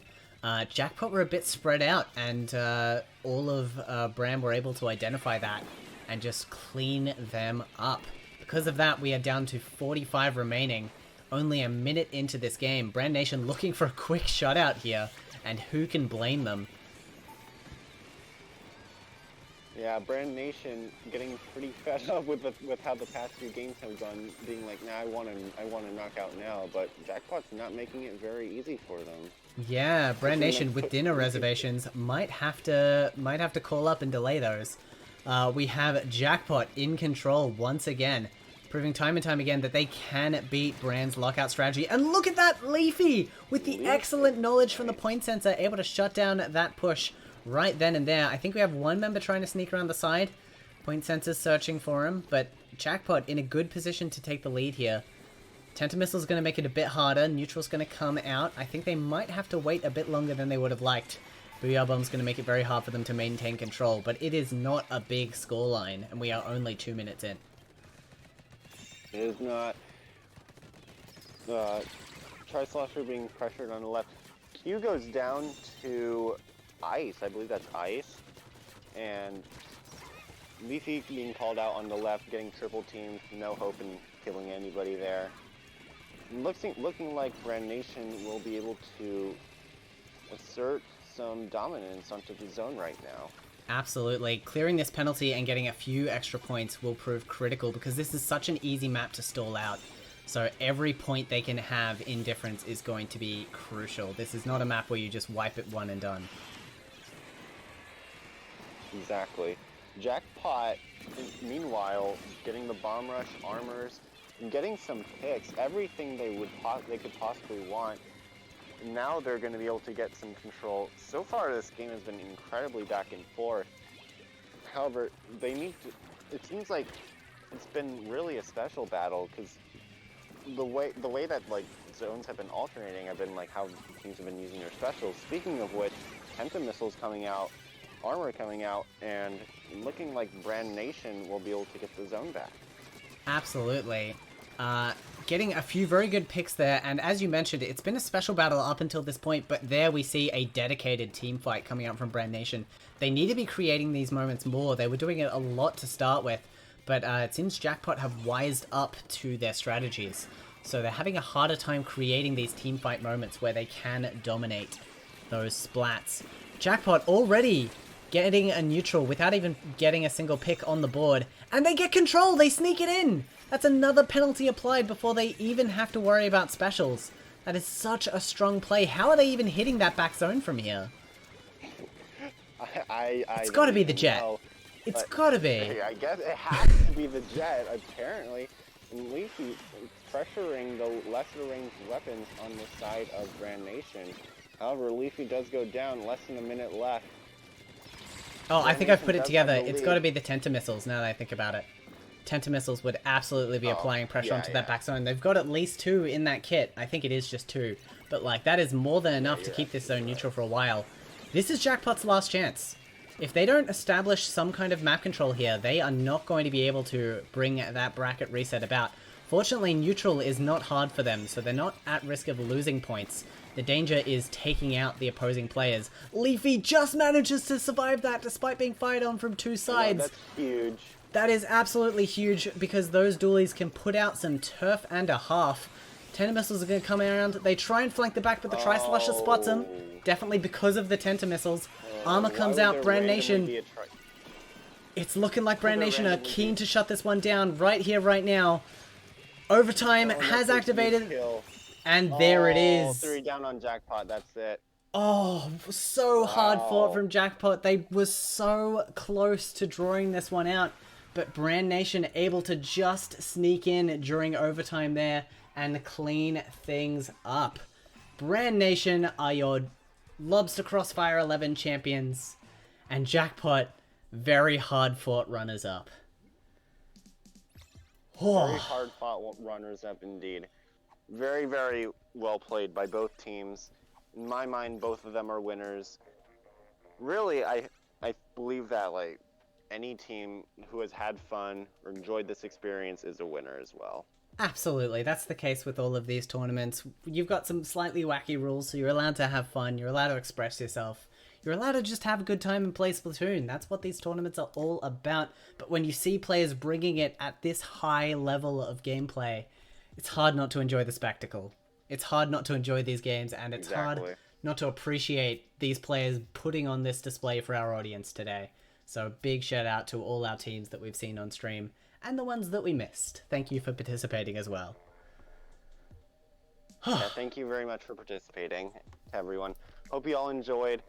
I had a lot of fun commentating. It was a pleasure commentating with you, Yasun, and hope you enjoyed as much as I did. Absolutely. I'd love to have you back again. You've got so much insider knowledge on these players, and I found it very helpful, and I am sure the audience has as well. And speaking of our audience, thank you so much for joining us. I hope you enjoyed that absolute clinic at the end there. We do stream. Lobster Crossfire does run once every month or so. So if you want to check that one out, be sure to check out the Lobster Crossfire Twitter account, the Lobster Crossfire Discord, to see how you can get involved. It is a very fun tournament, and usually we see about 8 to 10 teams, so it's not hard to get yourself very close to that winner's bracket and potentially earn yourself some dosh on the side. So yeah, be sure to check that out. Any closing thoughts from Splat? Nope, that's pretty much it from me. Excellent. Well, that is a very clean note to end things on.